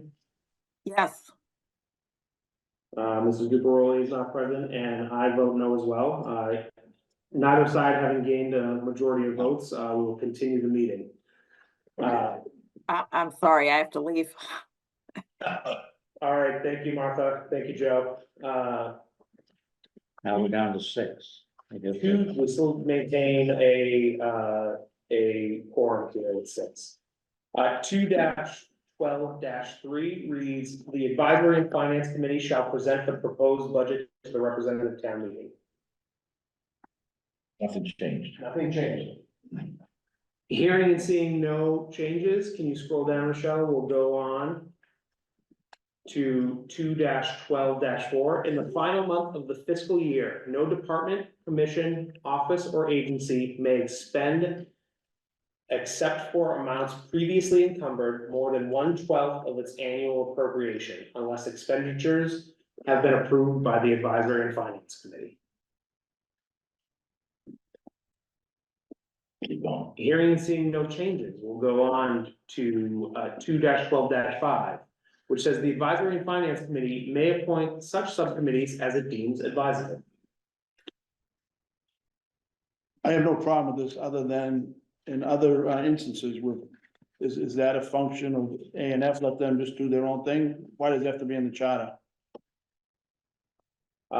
It's just to make sure that they know that they have the authority to do it. And we had the same question come up once with the COPC, in fact, where they turned around and said, do we have the authority to do this? And someone said, yes, if you look at the charter, you have the authority to create a subcommittee. Yeah, and the subcommittees do the lion's share. We do a lot of work. No, I understand, and I want you to have them. I actually think they're the best part of it. I was just thinking for consistency, I thought in the past, we've pulled out what the working rules of a committee would be. We left them out of the charter. It just means they're allowed to. We left, Okay. we left it for It's part of the process. Can I, That's fine, that's fine. shouldn't it be deemed and maybe not advisable but necessary?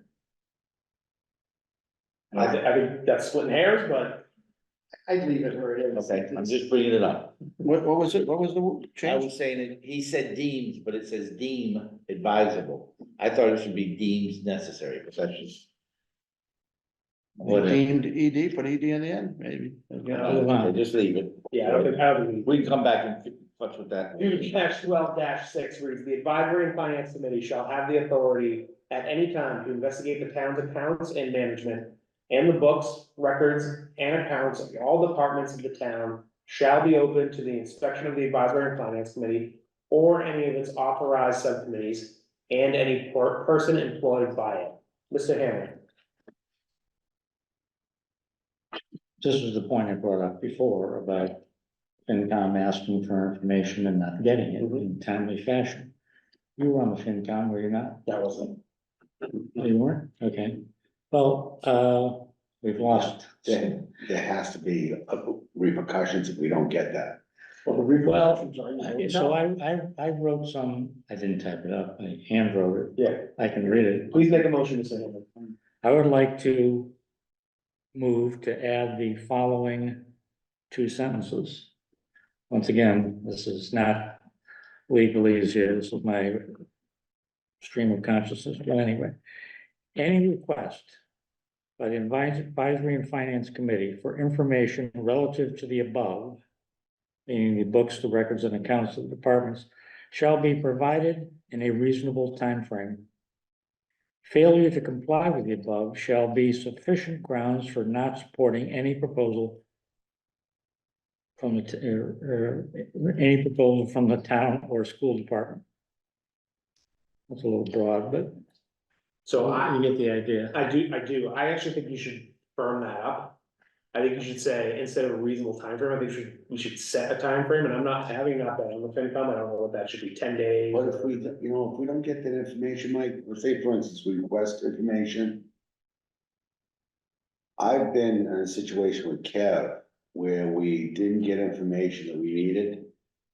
And we didn't vote on it. He said, we're not voting on it. And we didn't even look at that article. Well, it's interesting because that's easy, that's one of the questions that I asked. I'm not sure if I spoke to Kevin about it, but I spoke to a couple of former FinCom chairs and other people, and they said nobody is willing to vote no No, so. if you don't get the information. So Kevin put something out there that said that if you don't provide your information within a certain period of time prior to the meeting, we're not gonna look at it. And he just did that and put it into the rules and regulations of whatever. Newman. No, Kevin, Kevin can't do Oh, that. Kevin can't. Okay, can I just raise a point? I mean, the town asked FinCom and the CPC, they've just hired that person to do that. I wasn't around, I wasn't part of the process, but my feel from the little bit of the interaction I've had like with the finance department. I don't know how the hell they do that. So this person is your person to go out and get that information, to go out and literally get it for you. And I think that, I understand what you're trying to do here, but this effort to give you some administrative support. No, if you no, no, never no, had- no, this is the other way around. You're missing the point. of it. Okay, Well, the staff support for the finance committee or the CPC or any committee Right. is a town employee and reports through the chain of command Right, up to the town manager. right. If somebody in town hall, you know, You're saying that isn't they're, forthcoming with the appropriate information for whatever reason. You know, it says right here, the I finance committee understand. can have I- any information. I understand, Mike, but I take issue with the discussions about the fact that this person worked for the town manager, that he was gonna use that person against you. He was the one that proposed it, because he realized, he listened to what those committees said about getting support and information. And I don't see any reason why he would stop you from having what you want. And he was the one that pushed this forward to get that person, because he doesn't have anybody. You know, you can't. That's this town manager. I don't care about anybody in the past, I'm talking about today. You're trying to change the charter, because I'm sorry, I'm being very honest, there's a distrust state, that's a distrust statement.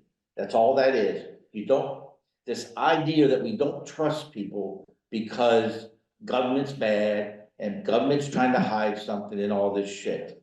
I hear this everywhere today and I take issue with it, and I won't support that. Well, that's fine.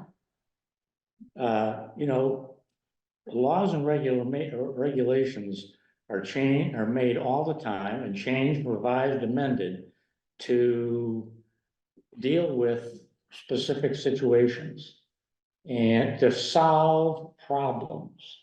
And I'm saying that's a problem, the way it's written. Not because it's not clear, what's clear is that there are no, Penalties. what's that? Enforcement mechanism. There's no enforcement. There's Accountability, no- Okay, I'm just telling you, I see that as, it's a distrust statement. That's all Well, I can tell you, it happened when I was on the finance. But that was in the past. Someone check this out. So, I'm someone, and I have an article, I wanna bring it to, FinCom. And within that article, it needs more clarification, right?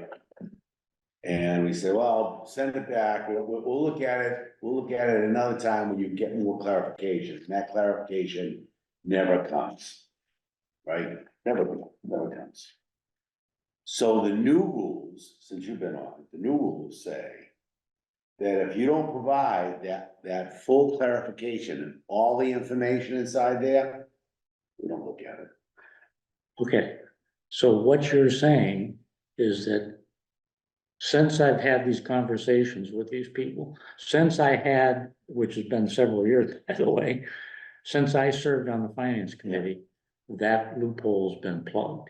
Kevin plugged it, Fine, about. then I withdraw 6 my months. proposal. 6 months before we did a shtick. And just as a side, this whole thing about where they didn't let the warrant come in at the last minute, they put some very tight cut dates and points that when things had to be done and you couldn't bring it in 2 days before it was supposed to close. I think that's made the process a lot better. But I think that all that, and I appreciate your experience in the past, I just think that that's just how I interpreted that. Nothing personal, it's just the way I interpreted it. And I'm glad you're willing to withdraw. Are you withdrawing your motion? I am. Thank you. Michelle, the motion has been withdrawn, so you can delete it. Is there anything else with the advisory finance committee? I believe section 6 is the end, correct? Do we have to vote on this if we didn't? Sir? So, didn't see anything, am I missing something here? I don't know. I'm about to tell you. What if you have to remove someone? Is there a process of removing Yeah, someone? so hold on. So, we will come, we will come to that at a later date. Oh, I thought it was No, what Mr. Bulletin referred to earlier is that there is a provision in It's in, Chapter 6, Section 2, which, it's, Section 6-2-3 that states that all bodies who have the ability to appoint may remove the appointee for cause by vote of the appointing authority as defined in the established process developed by the appointing authority. I think we have some cleaning up to do of that, when we get to that section, but there is an opportunity for removal. I don't think, and anyone else can jump in, but I don't think we need to put something specifically for FinCom, because it's covered in the appointments section later on. Essentially what that's saying, David, is that the 5 people. Yep. Have the right to assemble. Yep. And move. Yes. And I think as part of this, there will need to be, we might want to clean up this language later on in terms of how that process looks, because this gives the process to the appointing authority. We might want to develop a town-wide process, just so we're clear on all of these, but what you're looking for exists. Okay, and then the process itself. I think we have opportunity to do some work on that when we get to that section. Yeah. Excellent. I will ask again, since we have come to 9:06 p.m. We have on here sections 2-6, the moderator, and sections 2-7, the conflict of interest. It is the committee's pleasure to table those items until. what is the moderator? How big is it? The moderator is, it's not much. I think it's about a page. The moderator is 1, 2, 3, 4. It's about a page and it's 6 subsections. Well, I'll tell you this, so section 2-6-1 talks about the election of the moderator, we can't change. So we move on from this. Section 2-6-2 says the moderator shall have no vote unless the representative town meeting members present and voting are equally divided. I don't think we'll change that either. No.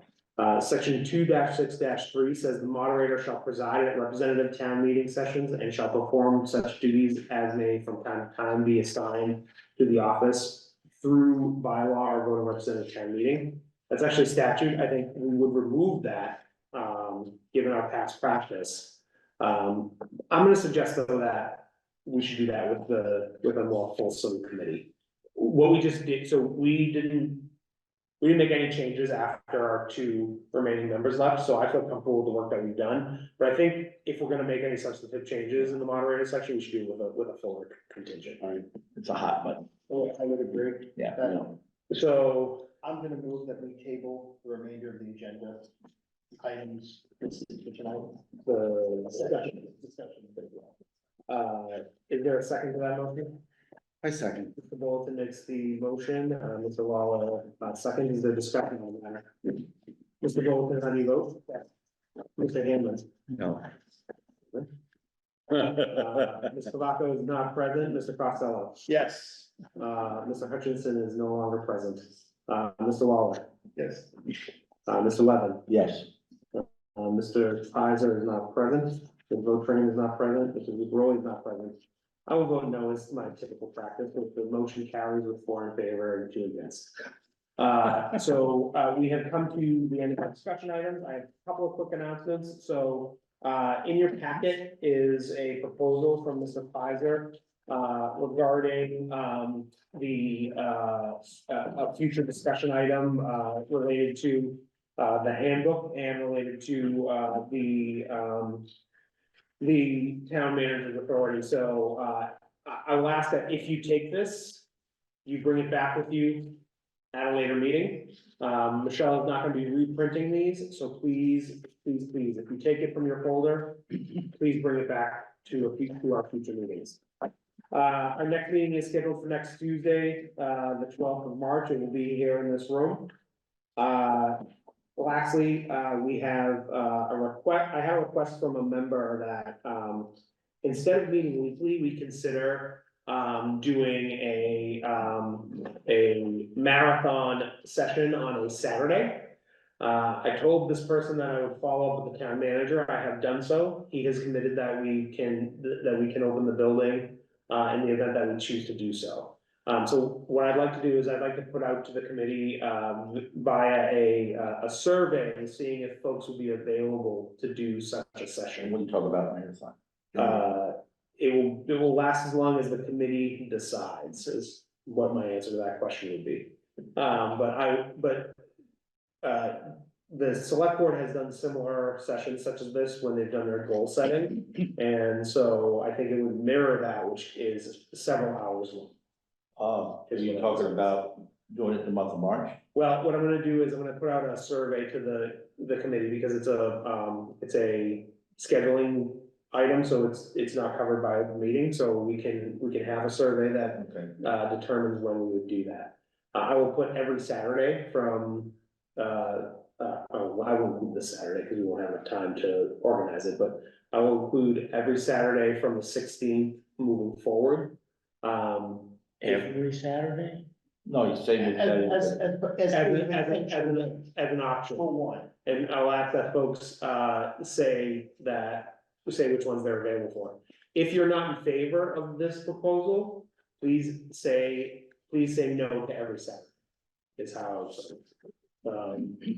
If we do find a Saturday where, a large contingent of us can meet, I will actually, change my normal stance is if we have a quorum, we'll move forward with the meeting, but I wanna see a super majority of folks, be available for this. That would be no fewer than 6 people, are available, and I would even be hesitant if we don't have a full contingent. So I will look at, the responses to that, and I will inform you folks if we will move forward with that proposal. Yeah, and you click through that, a question that's, Yes. Any other new business? Any other old business? we will do these. You can leave your folders, at the end of the table, Michelle will collect them, as well as when in place. Hearing and seeing no additional new or old business, unless there's objection, I will, call this meeting adjourned.